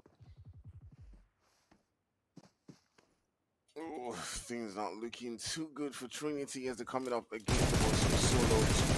Absolutely, near those points. But right now, Slime 4K continuing their demolishing as they pull up onto that location where Solo is currently situated at, and they are trying as much about this particular game as he turns aside onto trying to finish Zeus right there. But Slime 4KT still got about 3 members of the team right there as Izzard is pulling into that position and trying as much as possible to make sure that his player does not get taken out. Alternix might be getting the revive by India to try to keep them in this particular game, but Slime 4KT is currently not holding back as Plaza's pulling up onto that region. As you can see, they are on the hunt. He's just waiting waiting right there for Five to come into that particular position and provide him with that support. Zeus has been gotten back up. Lizard is trying to enter into his vehicle to try and see if we can cause some confusion for them. But my goodness, 948's body language is like they are played for the entire win right here. They're not playing like a team that is just holding back, that's just taking things easy. They are on the heart. They are absolutely balling. You can see the way that they're moving. They are ready for any team. They're like, yeah. We ready. We're gonna take you down. We're gonna make sure that we spoil all your plans. And you can see them right now just waiting for Solo to make that move and to try as much as possible to get into that zone. Yeah, absolutely. 4KT here still running disruption, still being the chaos agents that they are right now in the late side of these games. And EFX now pushing up on towards the Mad Knight. Ammo has fallen. M4 is in hand, looking for the secure. Has a pretty decent position. Got to be aware of Tyson. Comes through. Easy shots. No problem on that front. Now just has to be aware of the positions, but no, the third-party shots coming through from the other side. And now, of course, 4KT is still pushing up the side of this hill. Solar Esports on the back foot here. You do not want to be going toe-to-toe with 4KT, but it looks like they can, and Diax is going to land the shots and should be able to grab Ultinix now as well. We have been reduced to 90 teams, but that blue zone is looking difficult to deal with now. 5 zones deep, it's dealing damage, and it's not where you want to get caught out right now. DFE still alive, so the hopes and dreams, Actfire, for you are alive here. These guys could still make it happen. Yeah, definitely. My boys, DFE. Come on. You got to show what you're capable of. You got to show those performances. And I love the fact that they're currently situated within that zone, trying as much as possible to show what they're capable of. You know, they're one of those teams that knows how to perform during those late stages of the zone. And Slime 4KT, who has been showing a lot of dominance throughout this particular game, getting themselves 5 kills right here now, turning the sides onto the boys of Trinity. You can see Plaza just getting that knock after knock, and it's just left with Neil right there, who's trying as much as possible to see if he can get the hills. He's popping out them smoke, and he's in a very tough position. He's down to pretty much what is 1 HP at this particular moment, but the shots coming in from behind right there from Desert Flame does take out the boys from Slime 4KT and does as well give the boys from Trinity some hopes. Instead of Desert Flame looking really good in this particular one, they've got themselves a full squad, and my predictions might be coming through, Patchy. You know, that winner chicken dinner, for this guy. Yeah, might be coming. It could. It could. I mean, 4KT you said was looking for DFE, but it's DFE who found 4KT, and they've still got all their players alive. So, I mean, they're looking pretty good. It's not bad. Top 6, DFE still alive. They got all their players. They have a decent position here on the corner or the side of the zone right now. They're on the perimeter. Could be fighting around in this area. So, I mean, it's definitely doable. It's definitely possible. And the teams that they're up against, not looking in the same position right now. They're not as strong, or they don't have as many players, or they don't have as good a position. So, I mean, this could be doable. I mean, if they get a chicken dinner here, that will switch on your predictions, Actfire. Then we're looking for a second chicken dinner for them in the match after that. And if that's the case, I'm just gonna lose my mind. Yeah, absolutely. I know that they are a wonderful, great squad. We've seen them perform over and over again every single season, and right now things are really tough for them. But I do believe that they can still show in those performances. But my goodness, amazing performance coming in from Chaos Minato right there, as he is able to get a couple of knocks right there. So right now the boys from Chaos Kings will be pushing onto that location where you do have the boys from Desert Flame. One of the players currently goes down, and definitely they'll be looking to get into that zone right there. All of these teams are currently situated outside that zone, but my goodness, we do see 3 teams trying to hold things down and move in. I do believe the rest of the teams are currently maybe putting in some huge strats, but look at that position that Trinity does have. Trinity, I mean, if Desert Flame tries to come out, it might be a lot of problems for them. But let's take a look and see how things are going to currently work. It does look like the last player for Chaos Kings is trying to put in the heal strats. It's a very tough one right there for Desert Flame. EFX is also has Suli putting on the heal strats right there. So pretty much right now, the way it's looking, it's going to be Desert Flame versus Trinity. Yeah. It is going to be a Desert Flame, the team that is in the runnings to make something work, to make some chicken dinners happen back to back. EFX getting eliminated there, turning their attention towards Trinity. Trinity under fire though, but they are fighting back. Shots coming through. Neil goes down as 6God trying to find the kills, and it looks like he is going to be able to land them. There's another, and there's the final nail in the coffins of those players outside of the building, and should be soon to follow. Mercy not really in the greatest spot. DFE should be able to get through, although this fight is looking a little bit suspect. They have lost a play, but they should be okay. The rest of the team's actually out in the blue zone, and I don't think they'll be able to make it in. So that's actually guaranteed chicken dinner for DFE. Actfire. Actfire. I don't know. This is looking doable here. I don't know. Okay. You called it. Maybe it's gonna happen. Okay, maybe it's gonna happen. Maybe Let's it's gonna get come in with the double winner with the chicken dinners. You know, yeah, that's what it is, guys. My prediction. maybe I should become, prediction fire. Hey, look, my prediction rate is still 100% at the moment, Yeah, and by the end of like today, 7. it's gonna stay at 100%, right? So we already know that's gonna be the case. Chaos Kings, of course, getting taken out, and it should be Trinity soon to follow. But hey, maybe your prediction rate will rise a little bit by the end of today. My numbers are gonna rise. Maybe I'll get to like 80%. I'll get to like 80%. But lovely gameplay coming in right there from the boys from Desert Flame. I did really just feel like they had what it takes, to come in and get that winner chicken dinner. They had what it takes to show us, the game that they are currently doing right now. You can see that smart gameplay coming in from 6God. You can see Flacco and the rest of the players being absolutely, brilliant the way they play as a team. And yeah, you love to see it. You love to see it. And right there they get the winner chicken dinner. Not a lot of kills, but certainly enough to continue to keep their hopes right here in the Umzansi. Yeah, I mean, for the skeptics out there, I think maybe the question is just, okay, DFE, they take a chicken dinner, but is that a fluke chicken dinner? Is that a Sanhok fluke chicken dinner? We know that crazy stuff happens on Sanhok. We know that, well, maybe if you don't really make it on the other teams, you're going to find that Sanhok win. So I guess the skeptical question is, do they find another win? Because you're talking back-to-back wins. Do they find another win in none other than Miramar?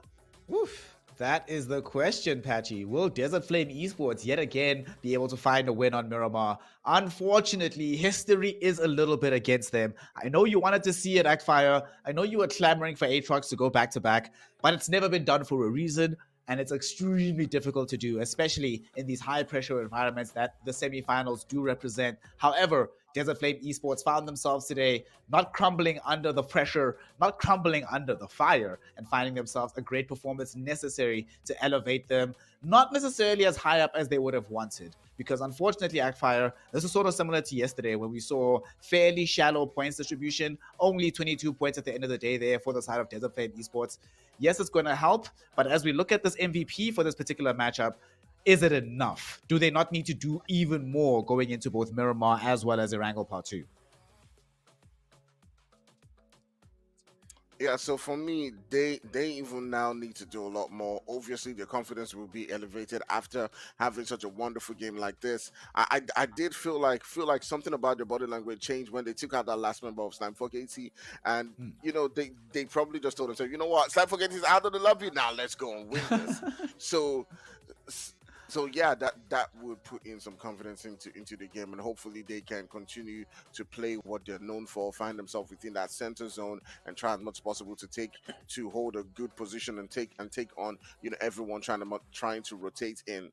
They have a very smart IGL. I'm not sure who exactly the IGL is, but the way they play like a very smart team. So I'm still sticking to my prediction. Maybe they can get that winner chicken dinner again.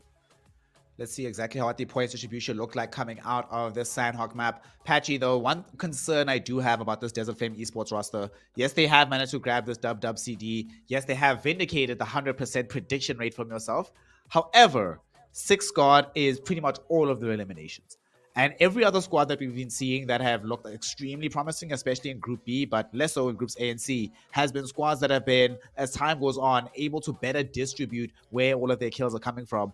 from Desert Flame Esports. I don't know if you remember, was it week 2 or 3 where Six Squad also had like a 9 bomb in a game or something like that, and also represented most of, at the time there was still G3 Temper, most of their kills on the squad.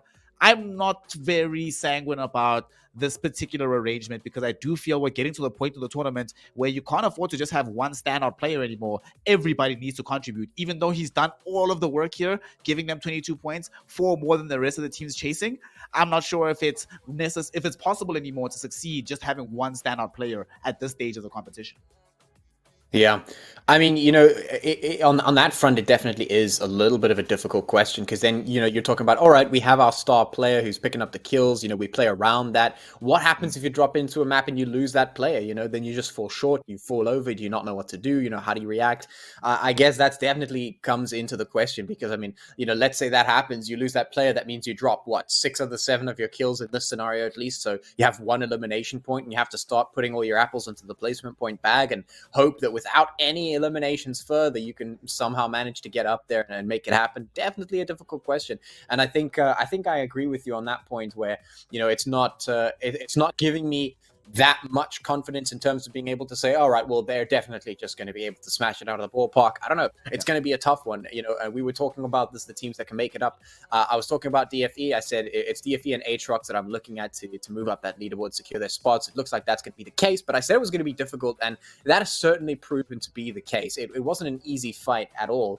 At least in this game, a little bit chaotic. We do expect to see that from Sanhok. I mean, as we move on to the second page, we'll see that a lot of teams were actually suffering just a little bit. The chaos of Sanhok can definitely catch people off guard. I'm definitely waiting for that Miramar gameplay, though, because, when it comes to Miramar, the roster that we're looking at here for DFE has traditionally been pretty good on this map. And I mean, sure, they're not the G3 of old. We're talking about how they've had a bit of a metamorphosis and they're trying to find their footing here and start to reestablish themselves. Maybe they can find their footing here on a map like Miramar. Speaking of trying to reestablish yourself and find new footing in the game, right now, Team Apex on 13.0 points from this particular game. On Erangel Part 1, they got themselves eliminated fairly early on by Team Aatrox, who ended up winning the whole map. They did not start the day, Agfire, in a position of being in the third page. When they began proceedings today, they probably came into this, feeling fairly confident about their prospects, saying to themselves, you know what, we've done enough to earn ourselves 9th spot. However, when we're going to be looking at this overall rankings right now, they are no longer in 9th spot. They've made not only 0 progress up the board, but in fact, they've made some very opposite progress. It's only been a devolution for that squad. They're falling lower and lower down the pack, while teams like S-Line4K and Team Lag are going up. Talk to me about this. It's not just Team Apex. I also want to talk about Mad Knights. Remember, we were thinking that these are going to be the dominant squads because they were incredibly dominant in the league format of things. What's going on? Why are we not seeing them on this first page here, this very important page of the rankings board at this stage of the competition? We've seen a lot of good performances from them in the earlier stages, right? And you obviously will be telling yourself, right, coming into this stage, they're going to continue to perform. But when you have guys like Desert Flame, when you have guys like Team EFX, when you have guys like Aatrox, who are absolutely, in a situation where they need to, their reputation needs to, they need to, qualify by all means, then there's an extra fire coming out of them. And that's what we're seeing in this particular game.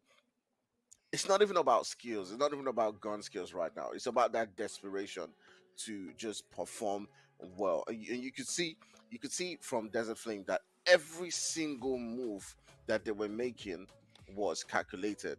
They weren't rushing things. They were being absolutely cautious with their move, and that is counting for them. I didn't see, Apex being in a situation where they were threatened, moving into, the final day. But now they're looking like they might be the team that doesn't qualify into the next phase. So they've got to step things up.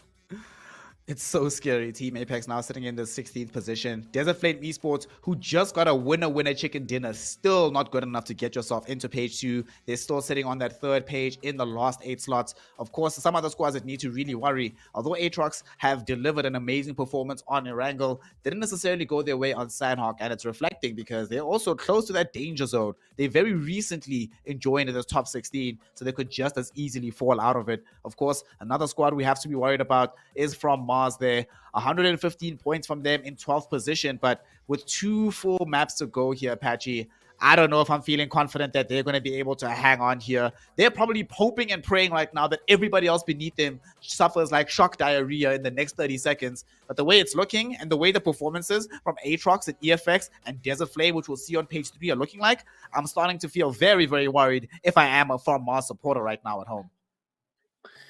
Yeah, I mean, it's never great to look at the video and go, "Oh, is this a team that we're actually going to see make it through? You know, are they going to be in a contentious position? You know, it's always nail biting." But hey, that's maybe some of the interest of the game itself. That's why you got to tune in. That's why you got to watch. That's why you got to see what happens. And I mean, right now we've just had an insane start, a first 2 game series here of the final bit of the semi-finals, and it's just been insane. We had an incredible start on Erangel, and moving into Sanhok, we had quite an interesting little upset going there. And I mean, you know, we're talking about DFE, they still have a long way to go, and the thing is, in terms of them trying to solidify this position in the finals, they need some more chicken dinners, and none other than Actfire has predicted the second chicken dinner, and that is definitely what they need to make it happen. And nothing less, I think, will really suffice at this point. And we have a couple more maps to prove it. Yep, literally a couple more maps, and not just a couple more maps tonight. Only 2 more maps left in the semi-finals of the Umzansi Esports League Season 5, brought to you by Nodwin Gaming. You certainly do not want to miss them. So we're going to be loading those maps up, and we're going to be taking a short break. But when we return, we head straight into the action of Miramar to see which one of these squads can climb through that gauntlet and which one of them will be able to make these final 2 maps their own destiny possible for the finals. We'll be finding out very shortly. So for now, Snare, Actfire, and Patchy taking a small break, and we'll see you soon.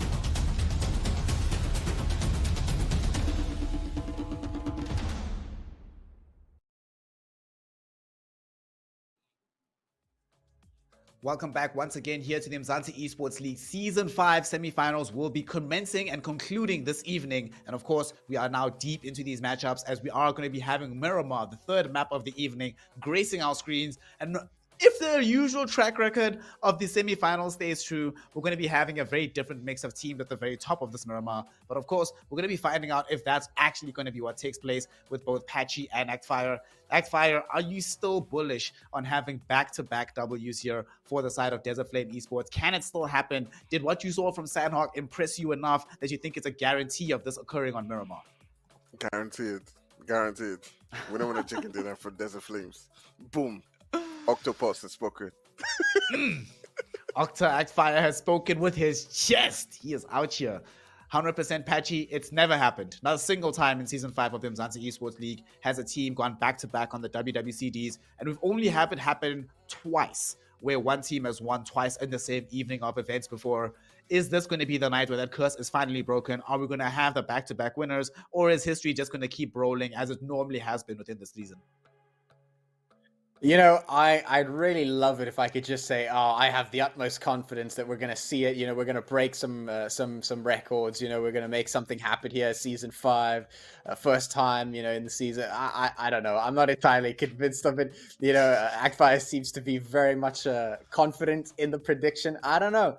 I feel like we've got some really strong teams in the lobby. I feel like we've got some really capable teams that have proven themselves as such. I'm really enjoying watching the likes of Aatrox, you know, push their way up, make sure that they qualify. I've been enjoying watching 4KT run a little bit of disruption. And in and amongst all of that, are we going to see DFE, who has still yet to find their feet, at least in the eyes of all of those watching on? Are they going to be able to find that back-to-back chicken? I don't know. You know, I questioned a little bit earlier whether it was a little bit of a Sanhok magic that they were able to squeeze out that chicken dinner. Not too bad. I don't know. Miramar, it's a tough match. Is it impossible? No. I think they're definitely capable of doing it. At the very least, if there was going to be a team that could make it happen, they could certainly make it happen. But I don't think I'm entirely convinced.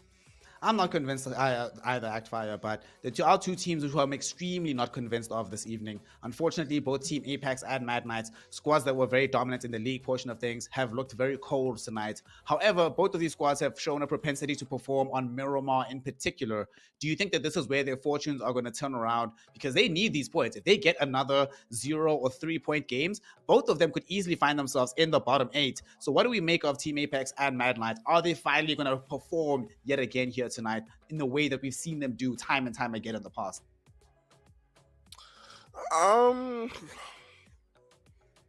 I think that one of them's probably going to be in that top 5. It would be very difficult to change the morale of the teams right now. You will need something special. You just got about 2 games left. I mean, if your spirits weren't high the first or the second game, going into this particular game is going to be really tough. You know, so you have to look at teams like EFX, the way they're playing. They're obviously going to come in and, you know, do a lot better. You'll have to look at teams like Nzingbi and say, yes, these are teams that are showing glimpses of, you know, good performances, right? Even so, the way they were fighting against, you know, Desert Flame in that Sanhok game. You know, you have to look at teams like Chaos Kings and say, hey, you know what, these guys have got it in there. But when you look at, you know, Apex, they're not really putting in that effort. Yeah. We haven't seen the effort just yet from either Team Apex or Mad Knights. However, we've certainly seen it in the past year in the Umzansi Esports League. So we're hoping they can deploy those skills in the map, and of course, hoping that this stays as chaotic and as action-packed as Sanhok was. So, gentlemen, the penultimate map of the semi-finals of this 5th season of the Umzansi Esports League. Actfire, Patchy, take it away, bring us Miramar, and I'll talk to you afterwards.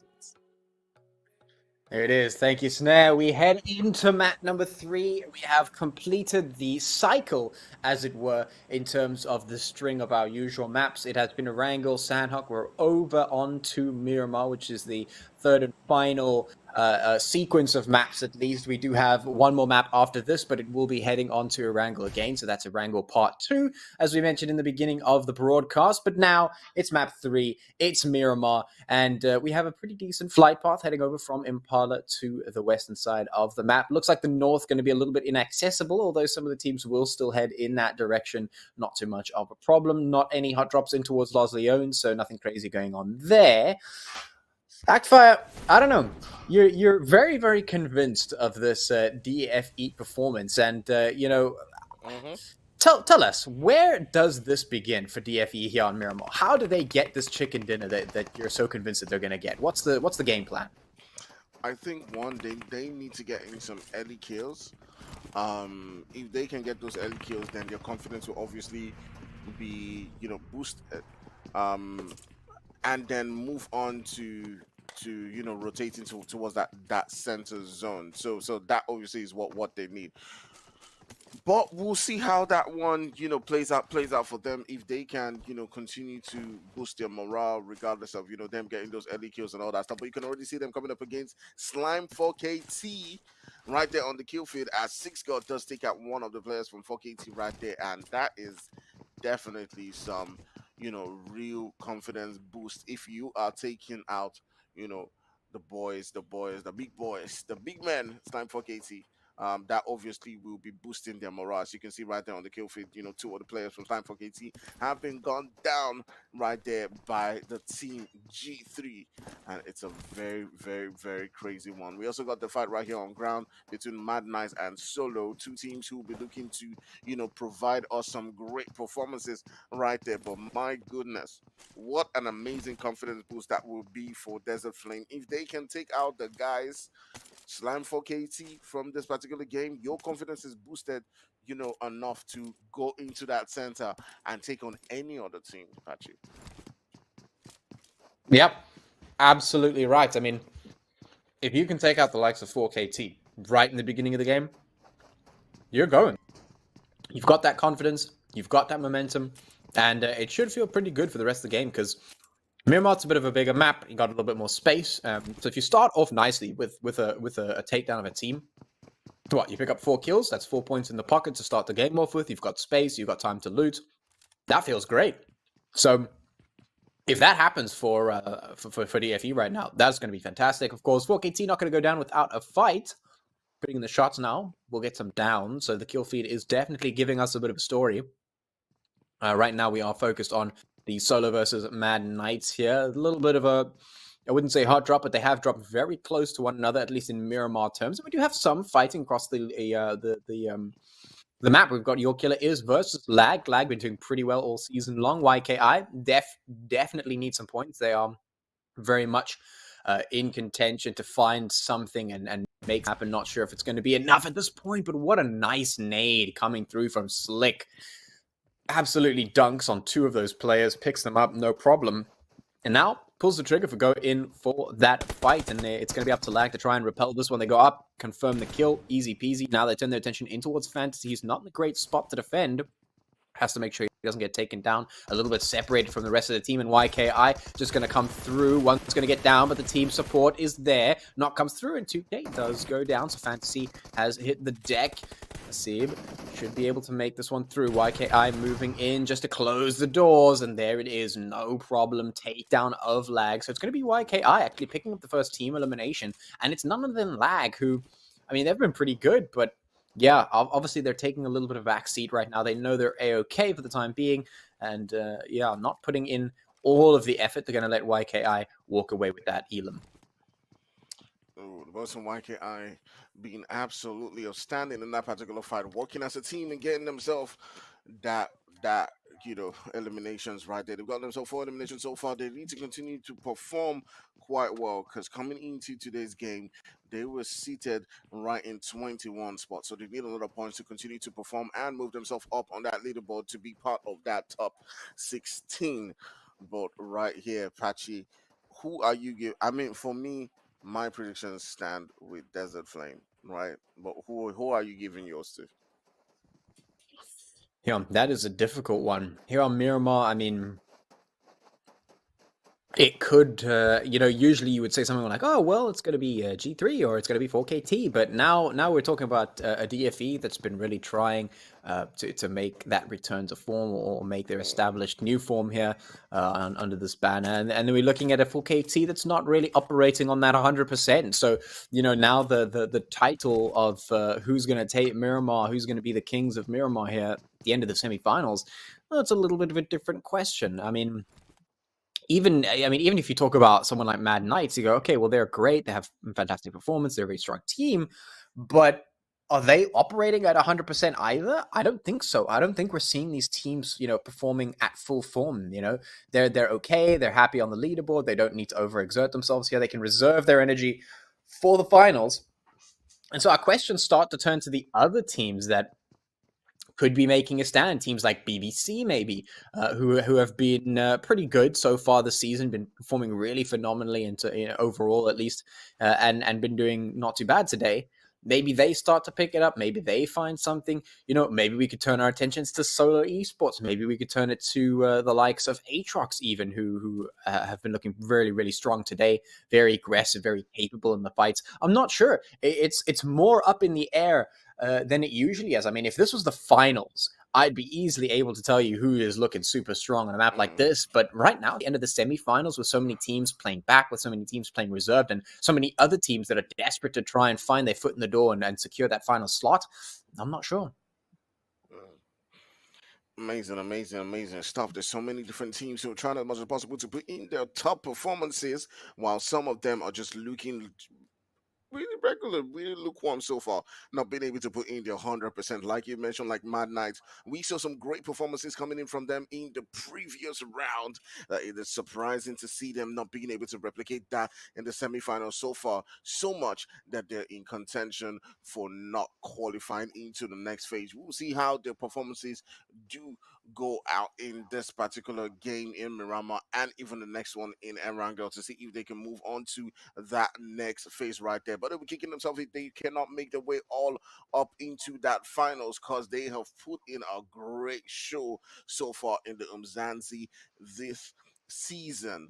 They're up right here against the boys from Solo Esports, and both teams have just been waiting for the opportunity to take out at least one player on each side. I'll be curious to see who gets that first knock, who gets that first play, and who makes that push onto the location where the other team is currently situated. But great stuff right here, as we're still down to 14 teams right here in the lobby, Patchy. And it's just that phase within Miramar where things are just easy, things are just going on well, and everyone's just taking their sweet time, you know, to make that push. But as the zone now begins to get closer, as things now begin to move, we're moving into the next phase and the next and the next and the next. That's when you then start to see the aggression. Yeah, it is indeed. It is indeed. We are in the lull period of Miramar where things do not have to go too crazy. The teams are not being smashed together. There's lots of space, plenty of resources, lots of locations. The open area is decent. So it's not too bad. The teams are just going to make sure that they have their mobility, they have their loot, and they've got their positioning. And then they're just going to focus on the plan of getting into zone, where they want to go, what they want to defend, that sort of thing. Keeping on their toes for where the other teams are situated, where the locations are.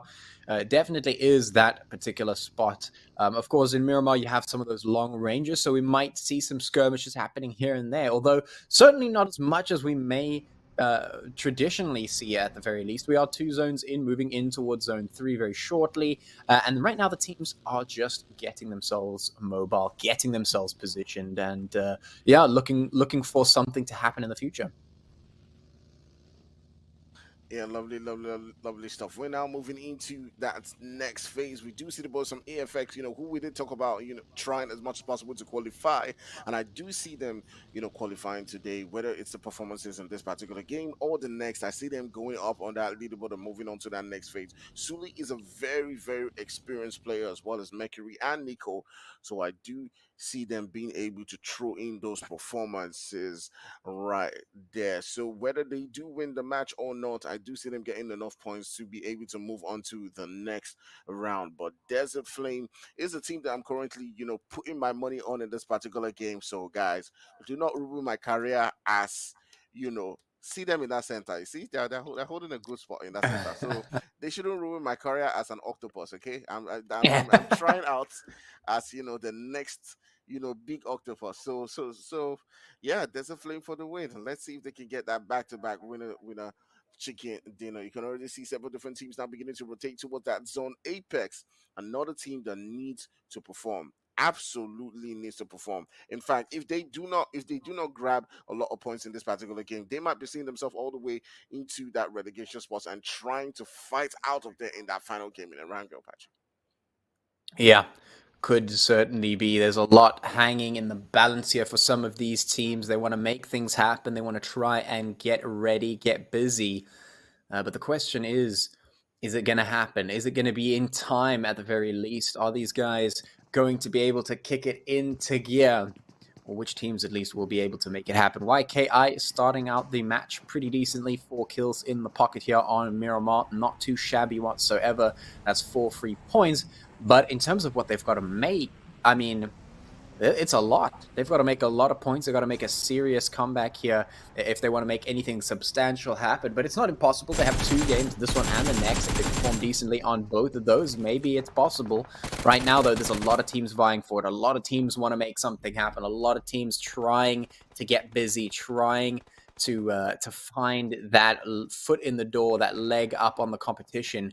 And, well, when it comes to Miramar, you don't really get those fully fledged fights all the time. You just find the long ranges, the skirmishes. Things are a little bit more difficult to contend with. And right now, that's what we're seeing. Apex, a few long range engagements in towards Mad Knights. The Beast, though, is going to face the wrath of trying to escape. The shots come through, the vehicle explosion, going to send him back to the lobby there. And Apex, who have not had a very good day so far, maybe looking to try and find something back for themselves here. Yeah, Apex not doing as well as they would have hoped today in those first 2 games, and looking like they need to show what they're capable of in this particular game to be able to move on to the next stage, that finals, that qualification. We've seen a lot of good performances throughout the entire season coming in from Cargate, Professor, and Andrew. But we'll be curious to see how this one actually does flow. The boys from Fear, who are not looking like they can make it to the next phase, um, now trying as much as possible to come in and play spoiler for Mad Knights. I feel like Fear is just in that position where it's like what, we may not qualify. It's a very tough one. They probably need to get 2 winner chicken dinners to be able to find themselves out of that spot where they're currently situated. But they can play spoiler onto other teams. They can take out Savage. They can. I mean, I do believe he's the only one in this particular position, so they can push him, take him out, spoil things for Mad Knights, and just have their fun. Yeah, could certainly make it happen right now. Mad Knights trying to defend against that. It's Savage who is up against a bit of a difficult spot here. Tra and King, of course, moving up on the position of Swags on the backside to make sure that no one gets out for free. And there's a nice nade. The knock comes through. Savage goes down. That should be a free kill secure there for Fear, and it is. Just pocketing that kill, pocketing that point, and hopefully moving on as quickly as possible. Although the rest of the Mad Knights are here for a bit of revenge. The rest of the Mad Knights being Ammo and Tyson at the top of the hill. They see the blue zone coming, though, and they turn tail and run as quickly as possible. 3 zones deep, so that blue zone is starting to tickle just a little bit. And you definitely don't want to let that... you definitely don't want to let that tick away at your health bar all too long. On Miramar, though, it should be okay. They've got the vehicles. Everyone's preparing for the long-range rotation, so it should be fine for most of the teams, though. Mad Knight's trying to put a few more pot shots in before they move through, but will eventually make a move on. We still have 14 teams and 50 players left here in the lobby, moving in towards zone number 4. We're 14 minutes deep into this game, and we haven't had any serious eliminations. These teams are just desperately trying to preserve themselves, trying to make sure that they have the best chance of finding the maximum amount of points in this game. Man, it is really tough for a lot of these teams. You have guys trying to play spoiler. You have guys, trying to play spoiler on both ends, Patchy. The ones who have qualified and the ones who are, out of, the contention right there. You have guys like Fear who might not qualify, who are still trying to, just spoil things for a lot of those teams. You have the guys like Slime for KT, who have lost 2 players right here, but they're still trying as much as possible to just, go in right there and spoil it for all of these guys, and they can be a thorn in the side of several so many teams. Apex and the boys from Fear are another situation right there. If Fear comes up against Apex, it will be the ultimate spoiler, because now they can keep Apex from qualifying. Yeah, definitely possible. It is in the realm of possibility of things that could be happening. And right now, we're going to pay attention and see if it does. Matrix taking out Nico in the background. The play zone dealing the damage as it does. Solo and Apex both falling victim to that. An unfortunate situation all across the board. Mad Knights now falling to DFE, who are quite happy to pick up those knocks, looking for some eliminations. Alternic's also going to go down. That's Solo suffering the hand of the blue zone. Absolutely devastating. YKI also suffering defeats here and there. DFE, they've pocketed 2 kills so far, looking to continue the momentum and see if the back-to-back chicken dinner vision is going to come true. We'll see if the octopus can be achieved here by Actfire. The hopes and dreams of DFE riding on that. Mad Knights trying to shut that down, but Ammo, of course, being the last one left alive, not in the greatest spot to do it. The blue zone is moving in. The rotations come through. YKI going to set themselves on fire. Caramel going to fall to his own flames. BBC quite happy to push that and pick up those kills for free. And it looks like they should be able to secure Caramel without much of a problem. Slick now on the back line, not in a great spot. Really tough one for Yo Killer is right there. They're another team that needs to continue to show their performances, but they're coming up against a BBC who's also trying to, as much as possible, to play spoiler in this particular one right here. But Nehal and his boys are looking absolutely outstanding with the way the body language is currently situated and pushing on to the last player right there in this region from Yo Killer is, as Sleek is trying as much as possible to keep his team within this particular game. We do see right there on the kill for the boys from Slide 4KT coming up against Trinity and playing spoiler again as well, and trying as much as possible to keep them out of this particular one. Rila Insider as well getting a knock right there onto another team. But my goodness, what a crazy time for a lot of these guys. We're looking at things beginning to shape up right here as the action is beginning to flow at several different spots right here. The boys from BBC looking quite strong in their building, but Sleek is still trying to do a lot of damage. You can see Metrics right there now getting a knock onto EFX Mercury, and EFX another team that needs to continuously to show their steady performances to move up on that leaderboard right there. Now not looking quite great, but oh my goodness, take a look at Sleek. Look at that boy. His movement, his body language is like a player who wants absolutely to get himself, you know, those kills are right there. You can see Nehal just looking for him, trying to find out where he is, where his position is at. And what's Sleek gonna do? He comes out right there. He's not able to get the knock, but Pachi. Oh, he's trying to get one. What a cheeky peek. Oh, I wanted to see more. Oh, that was such a cheeky little play right there. It almost looked like it was going to work for a second. That could have been an absolutely insane play. I mean, if he had knocked a couple more, that could have been a 1v4 easily. But unfortunately, Slick not able to take all of BBC out. BBC just too solid, too much of a strong wall of defense here, and they will take him down. Turning their attention now towards the likes of Chaos and certainly trying to find a few more kills in their pocket. They've got 3. The blue zone is starting to move in. We're 5 zones deep now, and we've got a couple more to go, but we still have 11 teams left on the board, 33 players remaining here. And that is a lot of space. There's a lot of players, and we still have a lot of gameplay to happen here before things become really decisive, you know. And right now, I don't know who I'm looking forward to seeing more. I can't really tell if I want to see, you know, BBC continue to perform just because I enjoy watching them so much, or if I want to see maybe a bit of an upset here, maybe one of the other teams find their way into this game.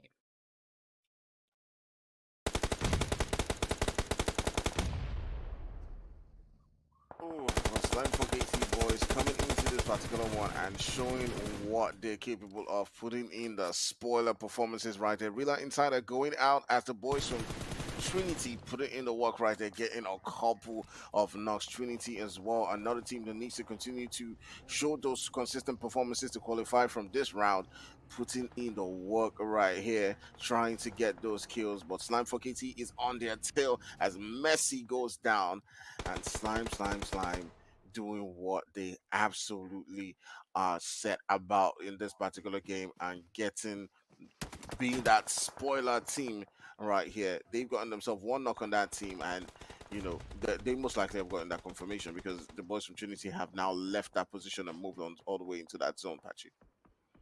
Yeah, they certainly have, and they're looking to make something happen here. Apex got some players on the board. They're looking to find something. but is it going to be what they were hoping for? I'm not too sure. I guess we'll have to wait and see. At the moment, the zone is getting smaller. It is looking a little bit tough, and it seems to be maybe like we could be getting a very spicy game. Again, BBC have lost all of their players. One player left, but they have 4 kills in the pocket at the very least. BBC not under super pressure to perform. They're just here. They're on that first page looking for a few more bragging rights, but it is going to be up against Nzimbi, who do eliminate 6. So there goes BBC. Nzimbi looking for a few more points of their own, trying to get up on that leaderboard. And we'll get to see how much all of their work does tend to pay off by the end of these games. And Nzimbi, of course, being a team that was looking to try and hustle for some points, but not in a real tough, or not in a strong position at least to try and get back in there. They might be able to do it, but based off of this, I'm not too sure. They need quite a few more points than maybe is possible at this point. We've got 8 teams, 20 players left. DFE taking a few shots from 4KT. That's Buren going down again. And Actfire, I mean, you called this last game. You said that 4KT was going looking for DFE, and DFE eventually found 4KT, but it looks like they're doing that again. 4KT going sniffing for DFE again, and now they're just back at each other's throats trying to get those elims. You know, 4KT will be looking to make sure that, you know, the boys from, you know, DFE don't qualify from this round. They're obviously looking to, as much as possible, to play that spoiler, because you do know, we called it. They don't have to, you know, be that team that is absolutely storming this lobby, right? They can put in an average performance and still qualify. They don't need to play this particular game, but they're right here trying to show what they're capable of, trying to put in those performances, and you can see right there, it is evident in the way that things are currently, you know, shaping up. So many different teams. Now, the boys from DFE trying as much as possible to get into that region where we do find the boys from Trinity, and they do take out that one player right there from Trinity. It does look like Slime4KT. Oh no, the boys from Chaos Kings have been taken down. One of the players from Slime4KT has gotten knocked down too as well. But my goodness, DFE trying as much as possible to hold their own in this particular position right there. And my goodness, it's a very, very, very, very, very tough one for them, as Trinity is putting in the work right there. But my heart's beating right now because I really want my octopus prediction right there. You know, I want my prediction. I want my prediction. So boys, you know, you gotta win this. You gotta win this. This one really is gonna count for them. I can practically hear the sweat dripping from your brow, Actfire, as DFE come under fire. 4KT does get eliminated, as well as Team Nzimbi. We have 4 teams remaining. One of those is DFE. We've got Trinity up at the top of this hill. We've got Apex on the other side. Apex traditionally not performing too well, at least today. So maybe DFE still have this chance, pushing up towards Trinity, who do look strong at the top of this hill. The smokes have been popped. They are trying to consolidate the team, and DFE have to pick their moment here. Right now, they've done it exactly what they needed to do. They found a pick, but to get one in return to the knock does come back. They should be able to res. 6 God is there, making sure no one's up to push over the hill. Some good defense coming through. DFE, they've got the right ideas. They know what tactics they need to be employing here to try and stay alive. The instincts have kicked in. The survival instincts are going strong right now. They do not want to lose, and right now, they have not done this just yet. They're going to be able to res that player back up. Fleco getting that done, and Dusted, the HPs should be coming back up soon, and that means DFE looking in a very, very strong position to end this game.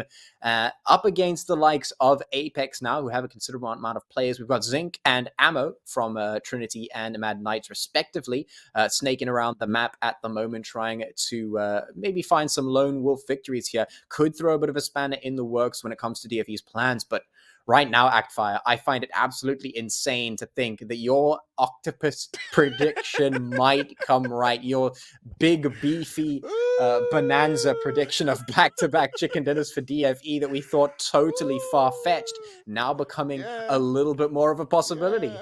Yeah. I mean, see, look, man, these guys, you know, when it comes to G3, BJE, Slime4KT, they are absolutely, there was a time when back in the day, someone asked me like, you know, what do you think? So no, there was someone that was chatting, and the person was like, no, G3 somebody was trying for KT, these guys are definitely hacking or using iPads or something like that. They back on Voodoo. They use magic. Definitely. Like, there's nothing you're gonna tell me. These guys have voodoo. There's nothing you're gonna tell me. Like, absolutely. This is more than hacking. This is more than iPad. This is definitely voodoo. Because the way they play, the way they push, the way they consistently are good. Ah man, there's some babalawas involved. There's some.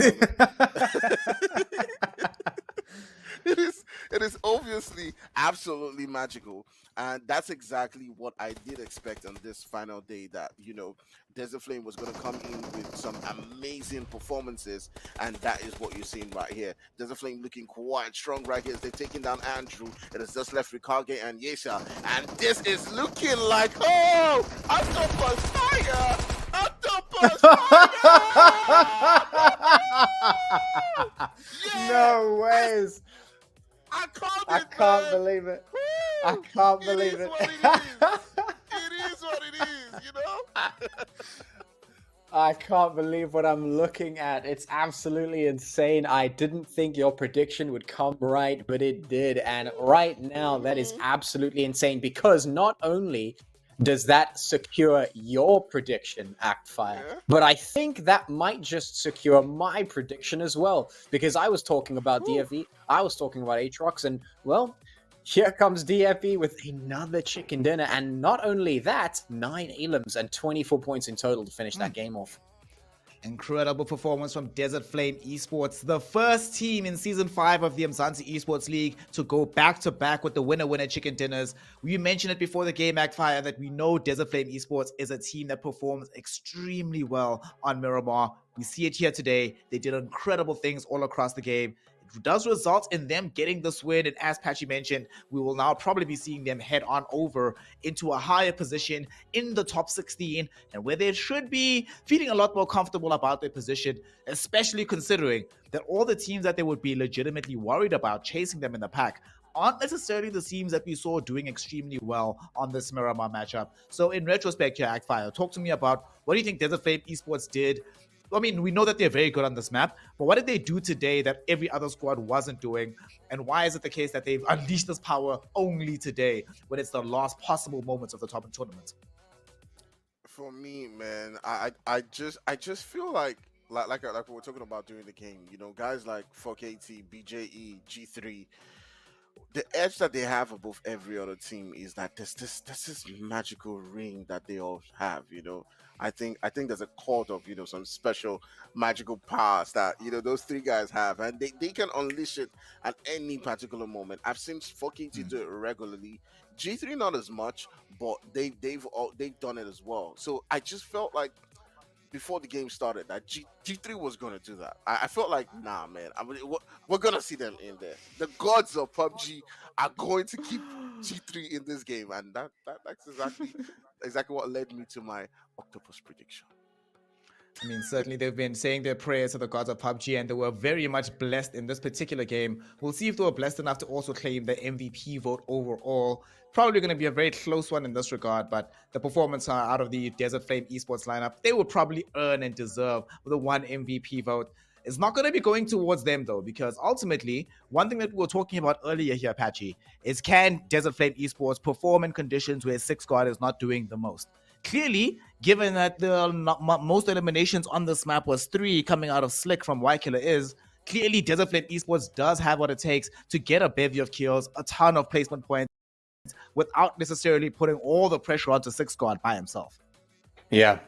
I mean, you asked the question, and the question has been answered. I mean, apparently they can, and I mean, Actfire saw it coming somehow from a great distance. Perhaps he's purchased a crystal ball for himself as well to be able to see that coming from a distance. But there it is. They managed to do it. They were questioned, they were queried, and the question was answered in the affirmative. Yes, we can step up when time comes through. Yes, we can operate when 6 God is not just absolutely carrying the team on his back. And it looks like the rest of the teams from DFE, or the rest of the players, should I say, from DFE, can carry their own and make it look relatively easy with back-to-back chicken dinners for the first time in Season 5. Wow. I'm still trying to wrap my head around the fact that they've actually managed to make this happen. at the very last day on the penultimate map. Are you kidding me? The only way this is more hype is if they do this onto Erangel as well and make it back-to-back wins here on this final night of the semifinals. Of course, though, your killer is will still be walking away with us double or the triple eliminations to make sure that they get themselves the MVP vote. Not the cleanest day in the office for them, but any single point matters right now. The big thing about how conflicting and how confusing this particular round of games has been is that it really is anybody's game in terms of what the overall leaderboard is going to look like. When we look at what the match ranking is going to be and the points tally from this map of Miramar, of course, Desert Flame Esports taking home the lion's share of things on 24 points. However, Fire, finally, after the whole night of these two teams being pretty much quiet and accomplishing practically nothing, Team Apex and Mad Knight reminding us that they didn't get here by luck or by fluke, and that they're still a top contender, especially on Miramar, which we spoke about beforehand. Yeah, I mean, Mad Knight needed to find some, just grind those extra points, and they were able to do that with that one player who was trying as much as possible to keep them in the game. Team Apex, found a way to be resilient and get into, that second spot. We did see a fight coming down between them and Trinity in the last one right there, but my goodness, what a performance coming in from the boys from Desert Flame Esports. Even when I did predict that, I was doubting. I'm not gonna lie. It's not like I have like a crystal ball, but I really did wish for them, to be in that finals, because I feel like they bring more excitement into, the Umzansi overall. And what a way for them to qualify on the final day right here. We'll still look at, at what it means in the overall leaderboard, but my goodness, Machi. Wow.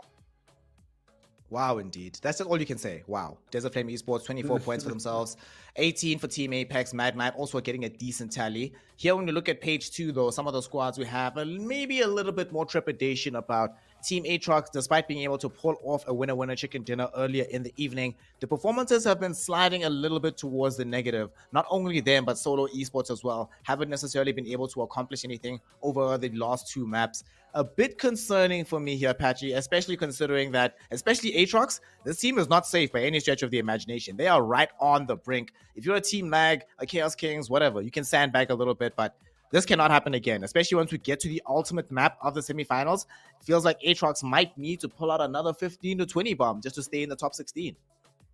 They might just need to do that, indeed. I mean, a one-shot one day is definitely not what you want. You want some more consistency. Actfire mentioned this early on in the broadcast. It is what you're looking for. You want to make sure that you don't just hit the jackpot and then leave it, because other teams are going to catch up. The teams that are being consistent are going to catch up. You were talking about teams that are just going to scrape together 10 points and move on every game. And I mean, that's going to be useful. If you got 4 games to do that, it's 40 points, you move up pretty nice. Not too bad. You're going to consistently move up. And if you really want to stay on pace, you're going to have to make sure that you perform similarly. If you're going to drop a 30 bomb, you want to at least dip back down to the double digits. If you start dropping zeros, it's starting to become a little bit concerning. I mean, you want to secure that spot, which means you have to absolutely perform. And if you're going to fall short on Miramar, the only chance you have now is Erangel. And of course, that is where we did see Aatrox pick up the chicken dinner the first time around. But the question is, can they do it again?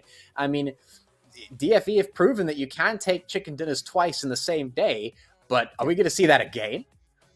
That is the question. Are we going to see it again? Of course, we're going to have to see if Aatrox can do it again on the same map. But the most important thing about all of this is not that we're going into the last map of Erangel, is that we're going into the last map of Erangel with only 1 game left for everybody. So this upcoming leaderboard, the overall standings, this is what everybody will be extremely focused on right now. Only the top 16 will find themselves going into the finals weekend. The rest, well, I hope you had fun. Make sure that you practice well for Season 6 of the Umzansi Esports League, brought to you by Nodwin Gaming. So as we are about to see this overall ranking leaderboard, I don't think that things are going to be changing too much at the very top of the table. BJE still in a prime position there. Slime4KT, they did start to have a bit more of a promising performance on Miramar, so it's elevated them into 2nd place overall. The way it's looking, they definitely nailed on for this top 8, but they have potential to be able to push on for this number 1 slot. What a story would it be for them, Axfire? A team that literally scraped qualification on the final day of the qualifier stages. Here they are in the semifinals, demonstrating that yet again, it's a mistake, and a mistake at your own peril to count out the green snakes of Slime4KT.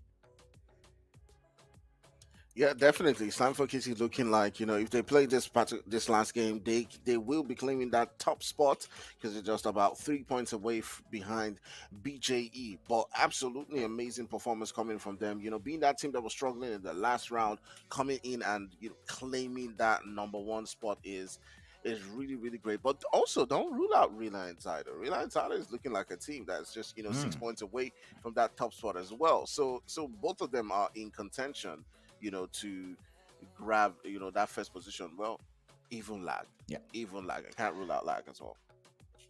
There's so many teams just can't rule out anymore, right? Here in the Umzansi Esports League, we're at that point where every single squad, hell, even this Trinity Gaming squad that we see in 7th position, they started the day in 12th. Here they are in 7th, and they still have one more game to go. A stellar performance from them could easily put them in top slot. Of course, all of these squads that we are seeing here in the top 8, for the most part, are safe. They don't necessarily have to worry about finding themselves eliminated. Yes, you've seen Team Lag, Underrated Esports, Team Unique move down the board, but in the grand scheme of things, they should still be ultimately okay. And we're not looking into a situation where they have to concern themselves or worry about relegation and not being able to get into the final weekend.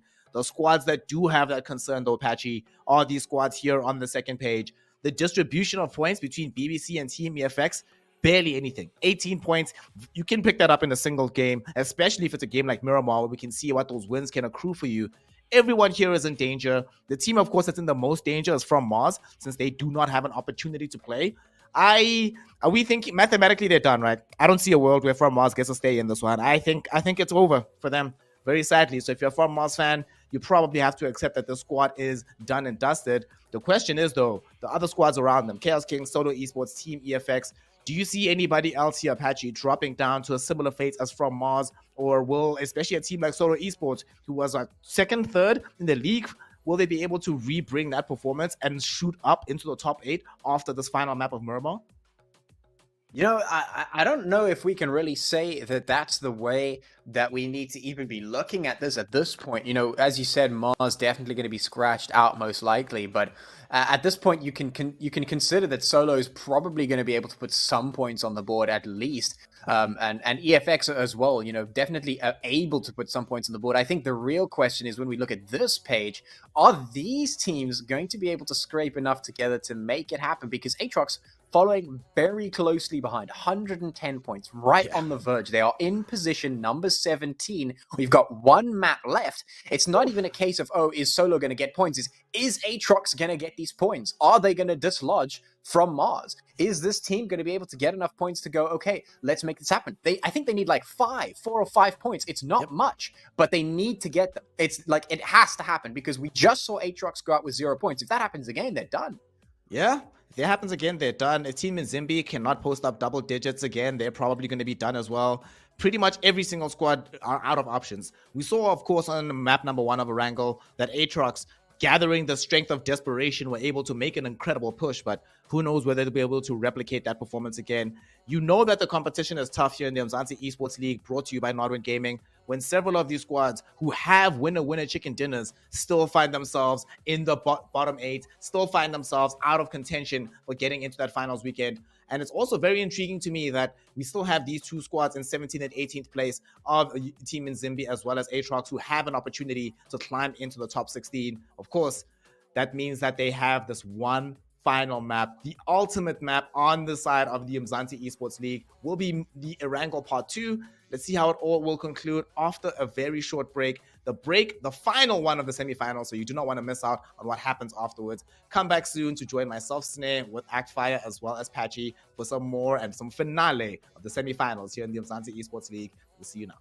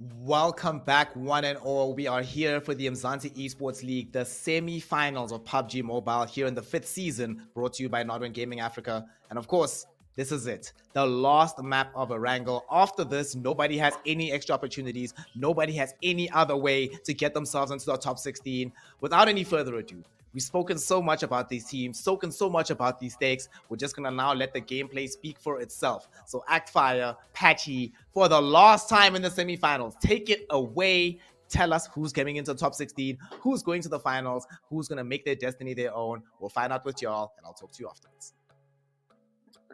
Oh yeah, thank you so much. So now we're gonna head into our last Erangel match. Erangel Part 2. We're gonna surf the airwaves right in to a beautiful slice down the middle from north to south of our Erangel Part 2. And Actfire, you called the back-to-back chicken dinners, and we were talking about this behind the scenes here. Imagine 3 back-to-back chicken dinner. Do you think it's possible, or has your octopus prediction ended? I think my octopus juice is done. Ah. It's done. It's done. It's finished. The magic from the octopus, is not. It's not there anymore. It's not there. Uh, so for now, I can't really predict, who's gonna win. I'll just go back into placing my caster cost on teams. So who will I be giving the caster blessing or cost, depending on how the game goes to?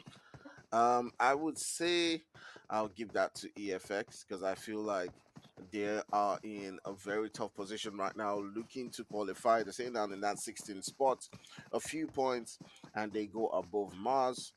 Aatrox is also in a very delicate position as well. They just need a couple of points to surpass Mars, but there's also Tim Zimbi who is vying for that position as well. So it's like 3 teams are fighting for that bottom 2 positions, and it'd be curious to see how it all pans out. A great performance coming in from just one of these teams. Just having as much as or as little as even just 10 points could mean a whole lot of difference for this team. So let's see how the performances actually do shape up. You do have guys like Fear who will be coming in and just playing spoiler. And this particular one, they don't need to grab themselves as much points as possible. We got 15 teams in here. So guys like Slime 4KT will be looking to play spoiler as well. Lag Esports, same thing as Leader Insider. They're all just here to just have as much fun as they can in this final game. So I've mentioned my team. What team do you think is going to, or what team are you gonna bless? I have to give that blessing over to Aatrox. They need it. They have to get some stuff done, and then of course, even though my prediction still remains at 100%, I'd like to see that prediction, increase to 200%. So I'd like to see Aatrox get up there as well. I think they definitely have the potential, and they just need to squeak over that edge. So let's just slap it down over there for them, I think. All right. Great stuff. We're getting into some early action right here between Brilliant Insider and Lag. And right now, these 2 teams are just fighting for who gets to be that champion, that king on the top of that leaderboard. Brilliant Insider grabbing in some early points right there, courtesy of Slay. Oh my goodness. The boys from Brilliant Insider beginning to perform, as well as they are also in contention to grab that #1 spot right here in the semi-finals. And Real Insider is one of those teams that, they've just been consistent.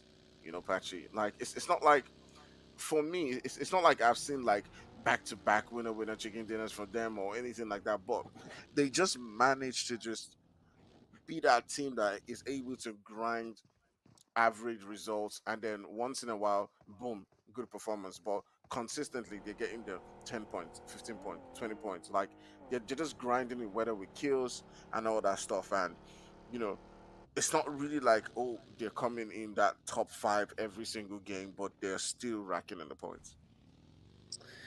Yeah.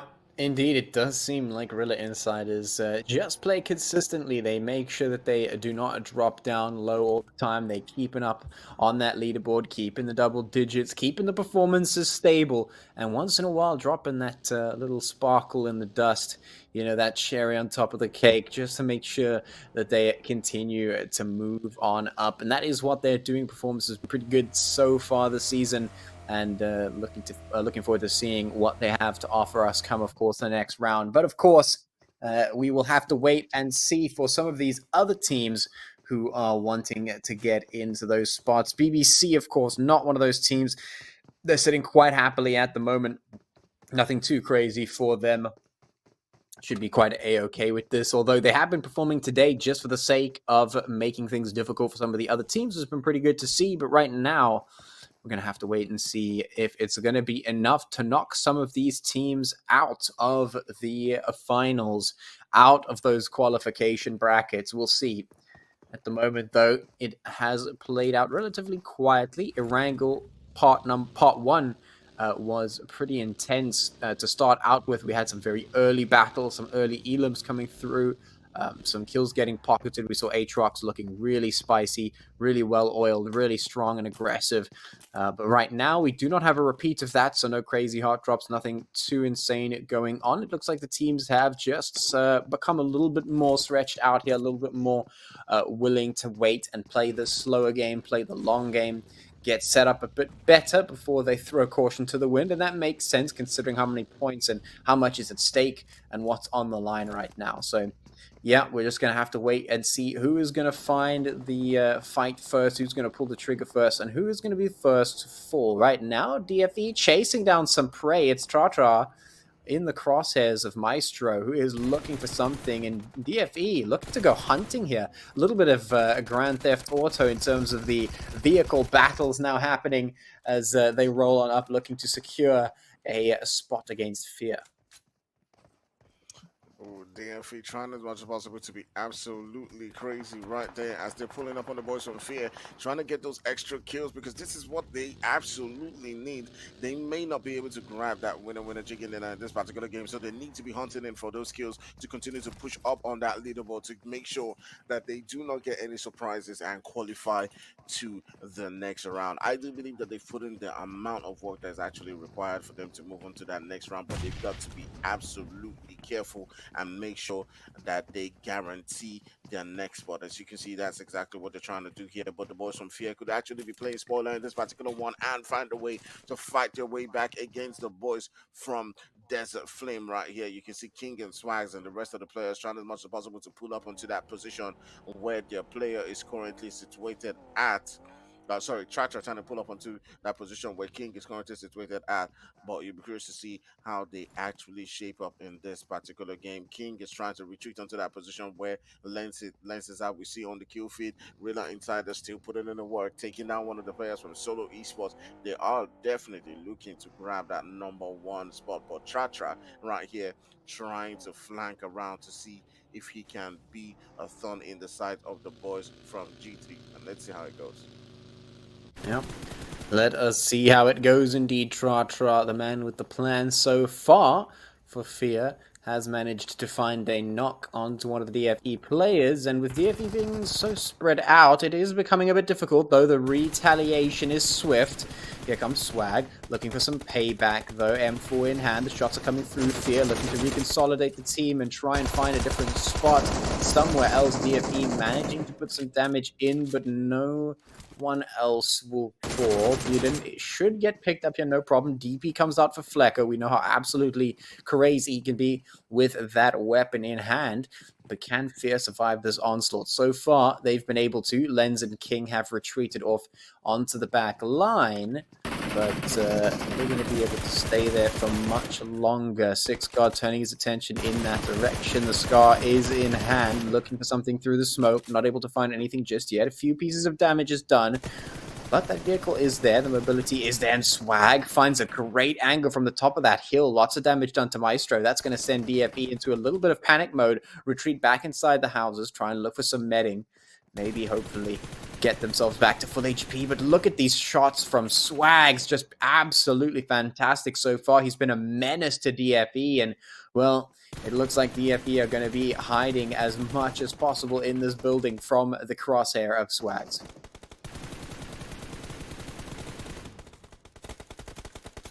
Absolutely brilliant performance coming in from Fear right there. Playing spoiler in this particular one as they do take out a player right there from the boys from Desert Flame. Maestro tried as much as possible to get a knock right there as he does take down Lens, and it is absolutely turning on the heads of the boys from Fear, who were trying as much as possible to keep on showing what they're capable of. Swags right there on the hill. He does have that height advantage on that hill, but Flacco is now pushing onto that location, looking to get that knock. And you can see the jiggle coming in from him as he does reduce the rate right there. He then changes direction as much as possible to see if he can take out that last player, and absolutely does, with Fear getting eliminated from this game, going out in 15 plays. This was the last showing for the boys from Fear as they will now be moving on to that promotion relegation right there against the players from Umzansi. Lovely stuff coming in from Fear this season. They absolutely deserve all the respect that they that they need getting into the semi-finals of the Umzansi. Obviously a very, very tough one. Now we look on to the boys from Desert Flames, who not only got 2 winner chicken dinners in the games today, but now getting some aggression going down in this particular map. But turning our sights right here onto the boys from Slime for KT, who were coming in to this particular game and playing absolute spoiler to several different teams, coming up against the boys from BBC right now. Slime for KT just playing for that pride, and who holds that first position. You can see 5 trying as much as possible to take down Neha right there as he does put him to the ground. Yeah, the pan comes out for 5, and he's just going to beat Nahal over the head with it, take him down. 4KT playing a little bit BM over here. I'm going to find that and continue to move on, roll on with some very swaggy vehicles, moving over into the next zone. And of course, 4KT going to continue to pursue BBC here. 6 taking some fire, and actually they're just going to go in for it. They don't even care. They throw caution to the wind. They just want to take these guys out. They're like, yeah, we're looking for a fight. Let's go, let's go. And BBC, he can't contend. They can't retaliate. They're just too lax right now. Not on tip-top condition, not on peak performance. They will be eliminated here by 4KT, who have decided to switch on, to flick that switch for the last game here of the semifinals. They're like, yeah, we're going to go in. We're going to knock out as many people as possible. We don't want any of these guys to get through. We want to make this as tough as possible for these teams. Yeah, absolutely, absolutely. All right, so Patrick, who do you think is going to be on top at the end of the day? The way Real Insider is playing, the way Slime for KT is playing, do you think Slime is going to be sitting on that top, or it's going to be the boys from Real Insider, or maybe even Lag, who have that top spot? I mean, right now, 4KT do look like they're wanting a fight. They're kind of looking like they want to go in for it. So it'd be interesting to see if 4KT are actually going to go all the way and just find themselves a chicken dinner here in the final match, just to make things interesting. Of course, we'll see. We'll wait and see. Right now, Lag going up against Rilla Insiders. LMGs in hand, Vectors in hand. Everyone is looking for that push. But can Rilla Insiders defend? Can they stop this from happening? Nades coming through, and oh, there's a good tempo knock onto Matrix. That's great. LMG still in hand for 1-9, and he comes up, tripped over there. But he's got plenty of bullets. It's the UMP, but it's not enough. He can't get the trigger off fast enough, and Rilla Insiders to get eliminated here by Team Lag as they just had a fantastic push over there. All right, so great stuff coming in from Team Lag right there as they do take out the boys from Real Insider in this particular one. Real Insider has nothing to worry about as they were just fighting for the pride and trying to spoil things for as much teams as they can. All right, so they've qualified into the finals. We'll be seeing them right there battling it out for who is going to be crowned the champion of the Nodwin Umzansi. All right, so we still got about 12 teams right here in the lobby. We'll be curious to see who does perform in this particular game and who finds a way to battle it out and make the way into the next round. We're seeing some great performances coming in from the boys from Desert Flame in this particular games today as they are now approaching onto the boys from Chaos King. You can see Flacco has now pushed onto this position, while we also keep note on the kill feed right there. But there's a Flame not looking too good in this particular push as they're down to just 2 players left right there, as they have one player who has been knocked down and lobbied, and now they have another player who has currently gotten taken down. Chaos King trying as much as possible to battle things out against the boys from Desert Flame. And curious to see how that one does count for them at the end of the day. Chaos King has one player who's currently, being knocked down right here, and this is looking quite dangerous for the boys from Desert Flames, as 6 God currently is knocked down. Yeah, indeed. Right now, 6God is knocked. He's a very strong player for DFE, and he's definitely not one that you want to see get taken out. It's Chaos Kings looking for the tempo. UMP in hand. Here's Minato. He's ready to stop this from happening. Flecko going to get set on fire, and that's going to be the end of that. Minato quite easily going to catch that one. Flecko does get taken down and eliminated. The rest of DFE not in a position to assist, and in fact, they're under fire as well. Lots of pressure coming through, and with the zone rotation, it's going to be difficult for them to actually push on through. We'll see where the next zone does go, but for now they are stuck on the outskirts. Chaos Kings looking in their direction, and indeed, maybe that octopus juice has run out after all. DFE is a little bit on the back foot. HP is a little shaky, but Chaos Kings looking for the final few kills onto DFE as they make that rotate, hop into the buggy, and head on off. They're going to go for that long-range rotate, which is a good choice considering the pressurized position in which they find themselves. On the back end, though, it's Team Lag moving in for Team EFX, jumping out of the vehicle to try and get the tempo kill, but it's not good enough. A bad decision right in the back line, and they're just going to get taken down. Lag getting eliminated here. EFX now turning their attention towards a 4KT as they're starting to roll on in and perhaps cause a little bit of trouble. 4KT have just been on the go all day, smacking people with the vehicles. UMP comes out once again. They're just going to get those elims, and 4KT have been absolutely bloodlusting here in the last match. 4KT playing spoiler onto the boys right there from EFX, as they do take down a couple of players right there, and EFX not looking too good. EFX might be getting sent out right here, as they do get taken out in 11th spot.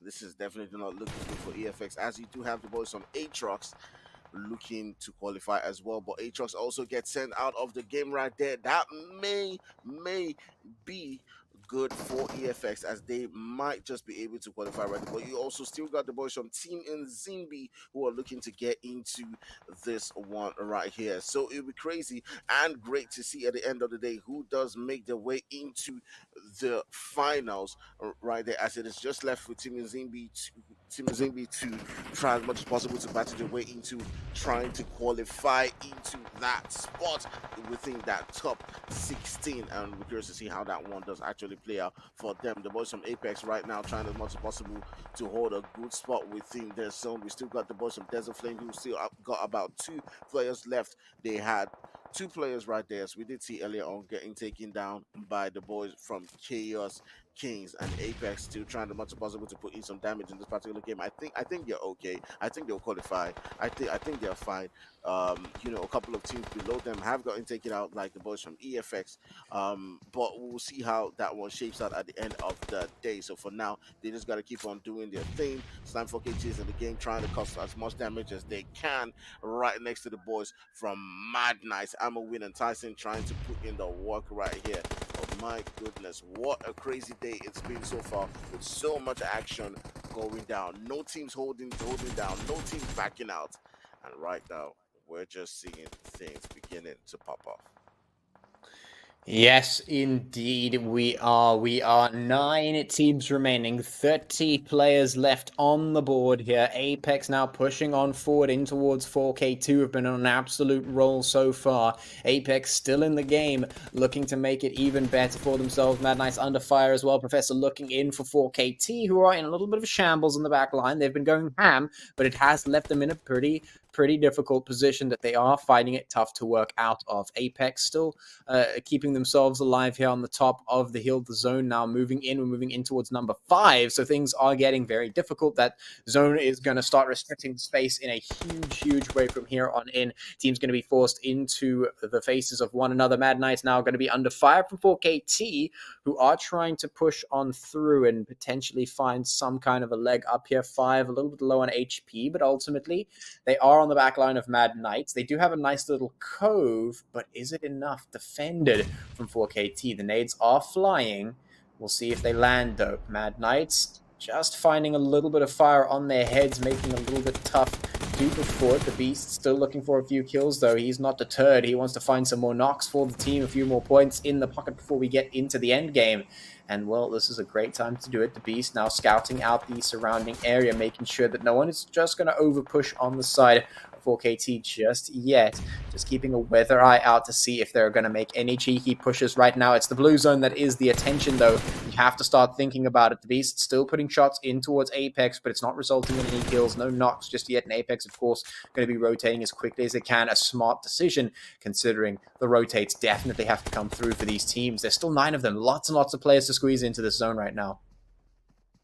Yeah, we're approaching that sixth phase within this particular zone, and it's looking really tight for a lot of these teams as the boys from Sanhok currently sitting down with 6 defeats, have Mad Knights right next to them, and are trying as much as possible to continue to put in the damage. But my goodness, 5 going down right there to the play zone, and Sanhok just down right now to 2 players in this particular one. They might be able to get their player back up, but look at Mad Knights down to just the east, and then 5 right next to the boys right there from Apex. You can see Andrew getting that knock right there and taking Mad Knights out of the contention in this particular one, as we now down to 8 teams in the lobby. Oh my goodness, it is looking quite great for a lot of these teams, you know, who are trying to maintain their position within that second page, like Apex, you know, looking really strong in this one. Team Zimbi is still in it as they are trying as much as possible to move on to that top 16.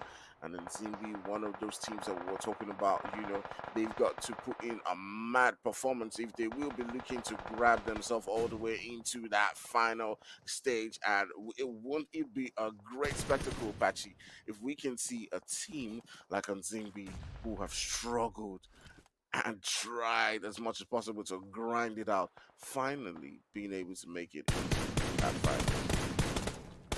It would certainly be very, very interesting to see if they could make it through, but right now under some serious fire from the surrounding teams. 4KT struggling forward, Team Apex still trying to put a big door stopper on this side of the map. Lots of teams squeezed into the zone now, just keeping a weather eye out, and its own rotation is going to make things really difficult for these outskirts teams.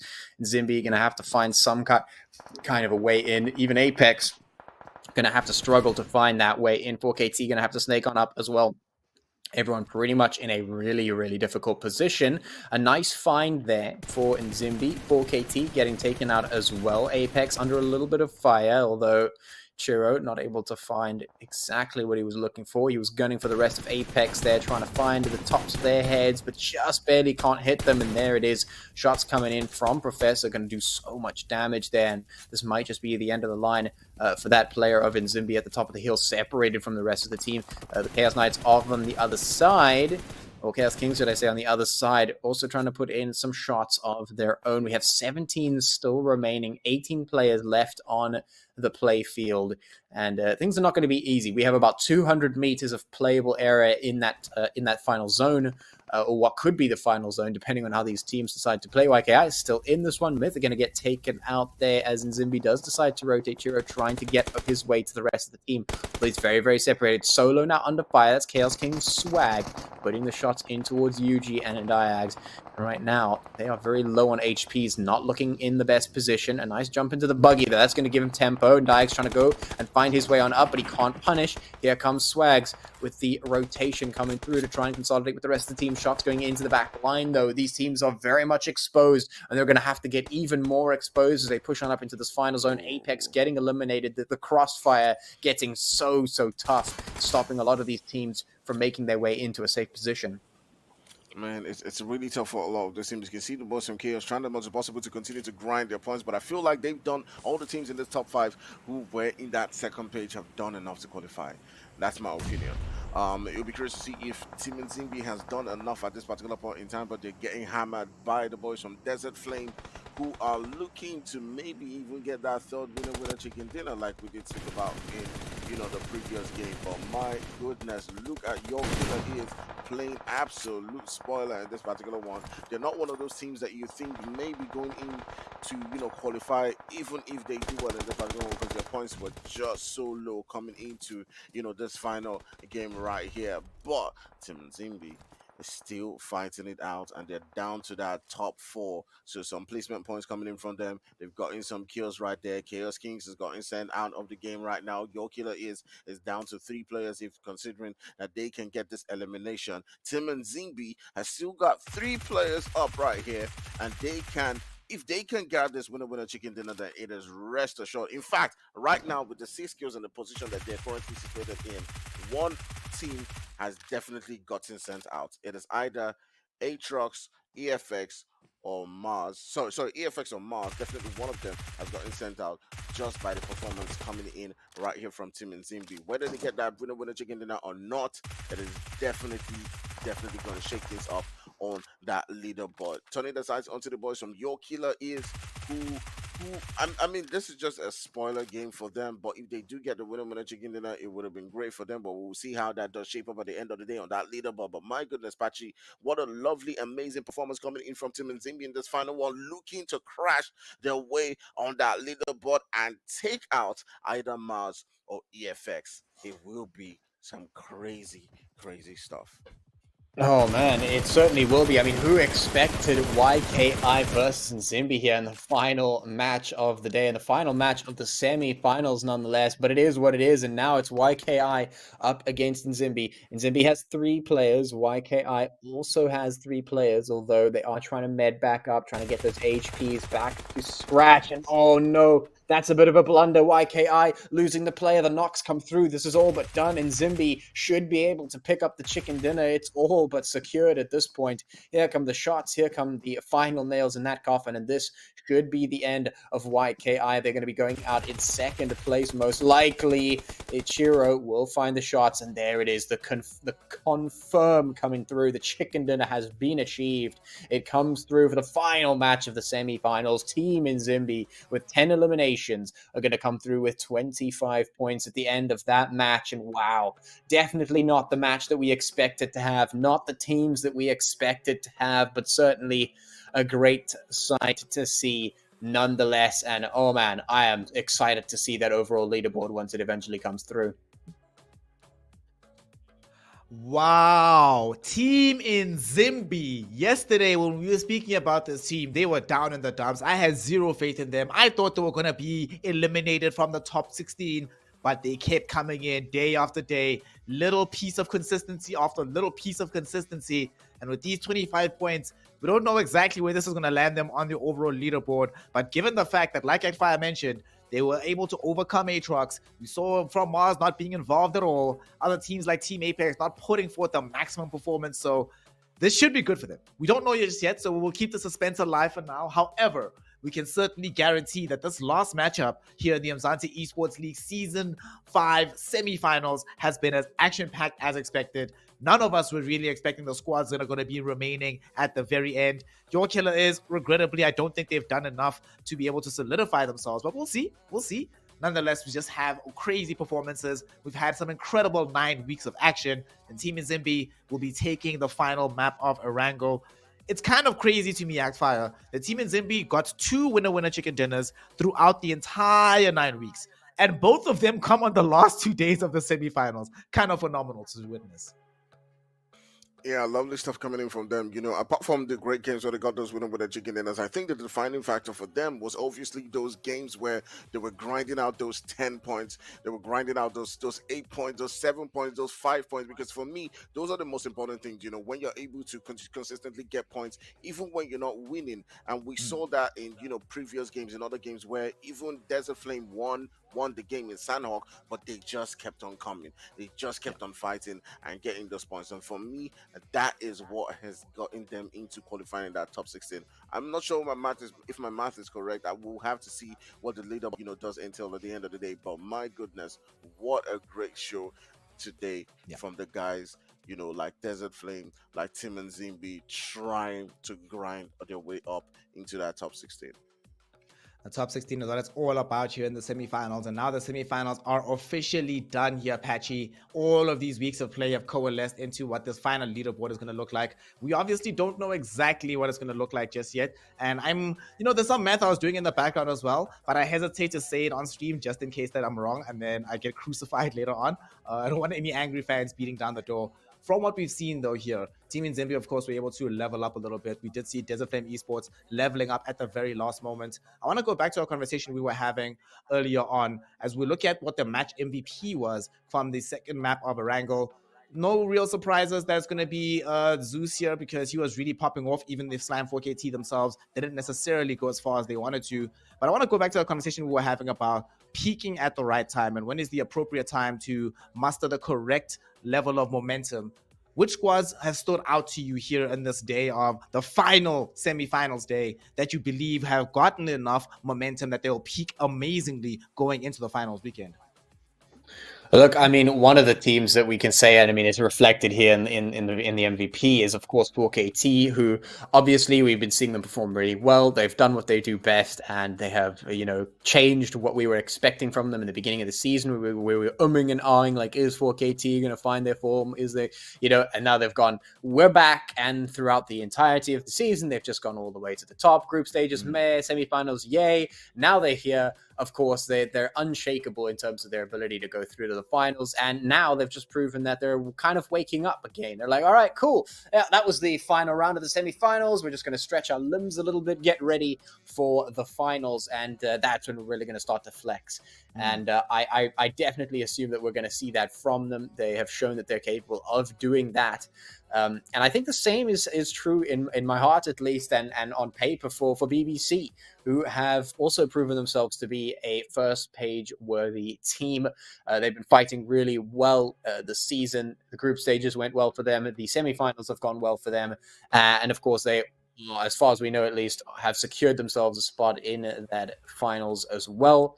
And I mean, I'd love to see them continue forward and be a team that is actually contentious for maybe not the overall win, although I'd love to see that. Maybe be very contentious for top 3, top 5. Really keep things competitive. They've just been improving, going from one strong position to another.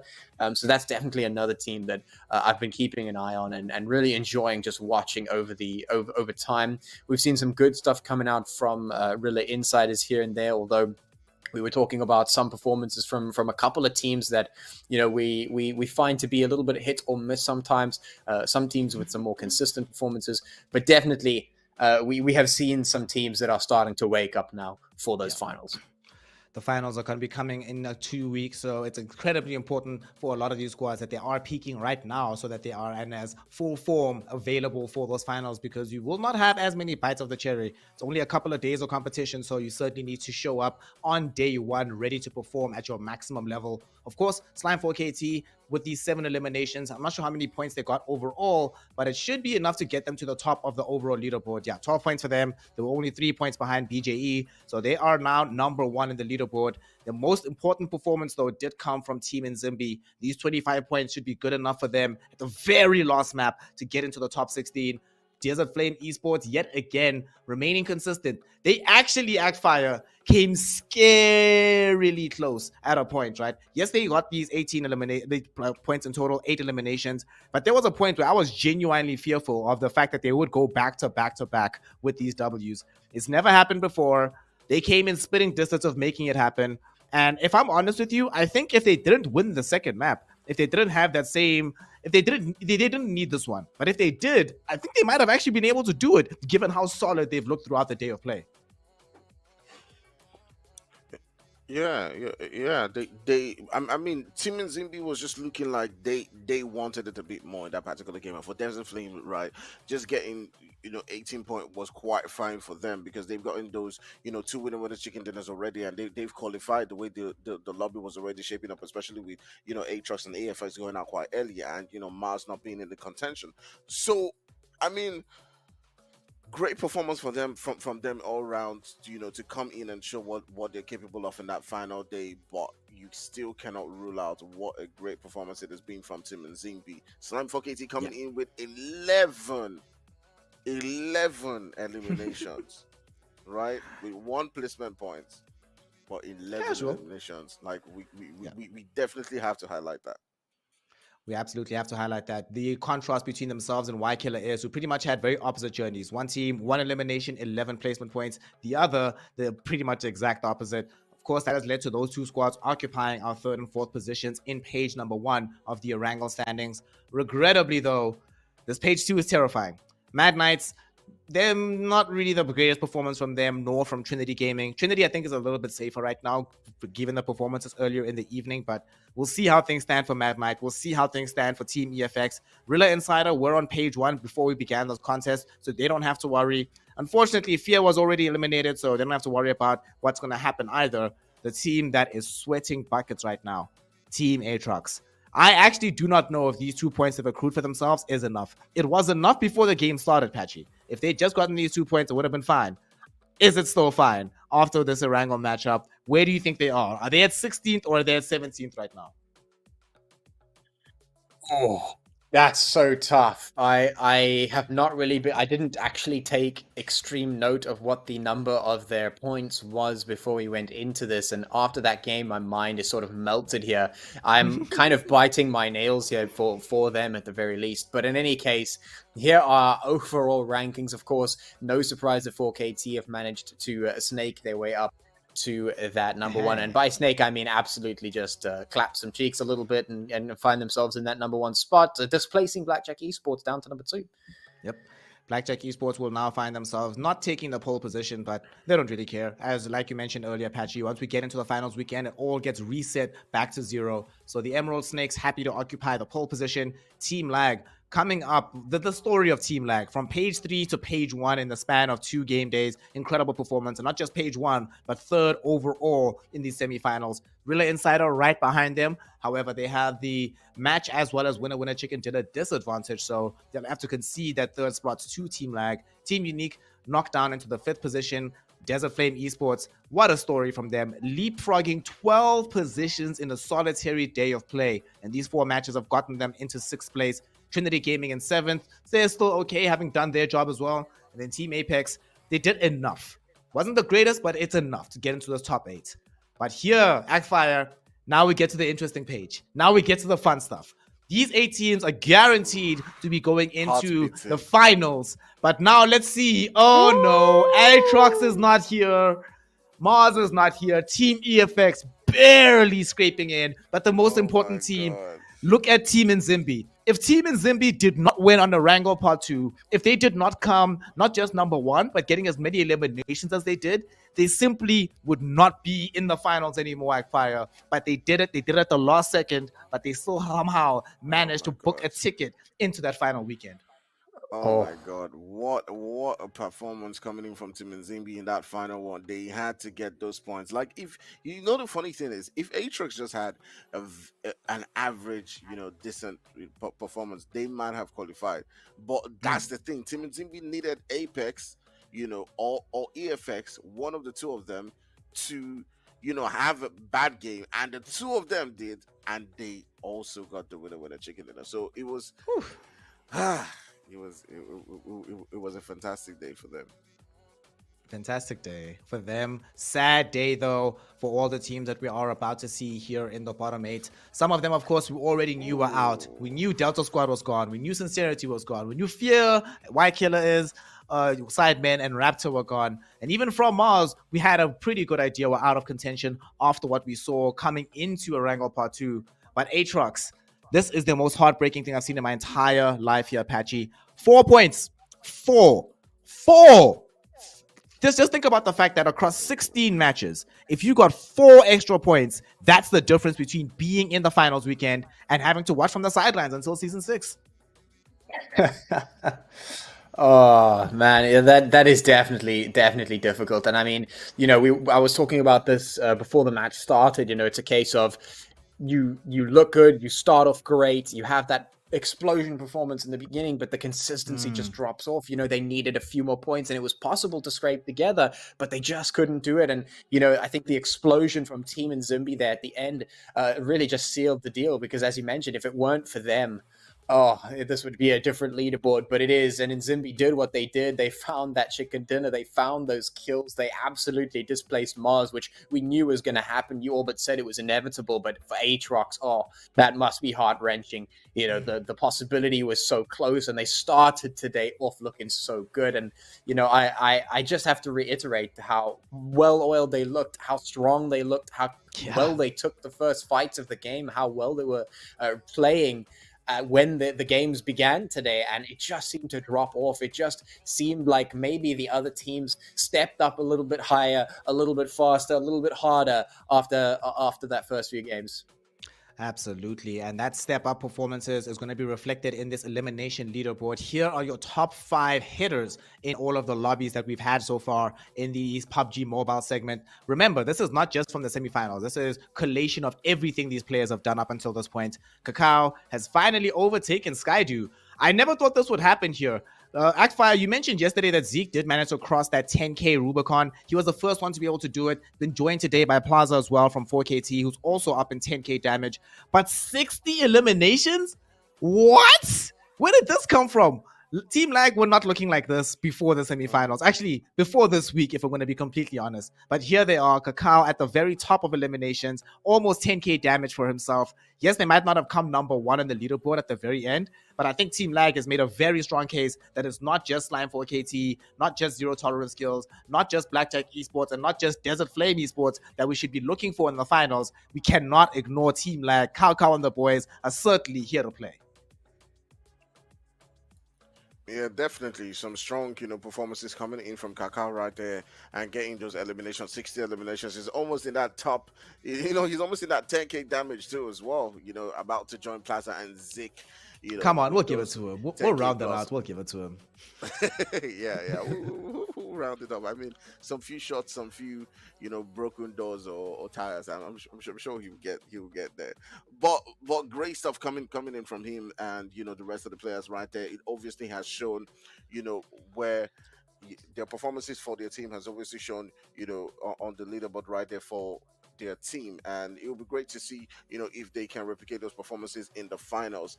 But it has been a great semi-final all through. We've seen some mad gameplay, some great action, some 1v4s, 2v4s, some crazy moments from all this team. So yeah, I've had fun. That's exactly what we wanted to see coming into the semifinals. Coming into the final day of the semifinals, when we began, only 5 teams had necessarily qualified for the finals weekend. And of course, we have now rounded out that particular coterie with the other 11. We know who will be in the finals weekend. We know who our competitors are going to be. Of course, though, that's not the only competitive action still coming up here in the Umzansi Esports League. Season 5 will commence and continue with the finals weekend in about 2 weeks. But first up, in a couple of days, we'll be having the promotion relegation playoffs with the bottom teams from the Umzansi Esports League competing against squads from the Nkosi Super Cup to see who's going to be making up the quality of teams for the next season. We are now done with the semifinals. Actfire, Patchy, gentlemen, we now only have proper championship weekend to come. So everybody at home, please make sure that you are following the gentlemen to give them your love. Follow at Nodwin Gaming Africa. And of course, make sure that you let us know how much you've enjoyed the 5th season of the Umzansi Esports League, brought to you by Nodwin Gaming. We're signing out for now. We'll be back in a couple of days with the promotion relegation playoffs. And then next weekend, the all-important finals, the championship weekend. You do not want to miss it. Stay tuned for all of that action. And we'll see you then for some more incredible African esports action.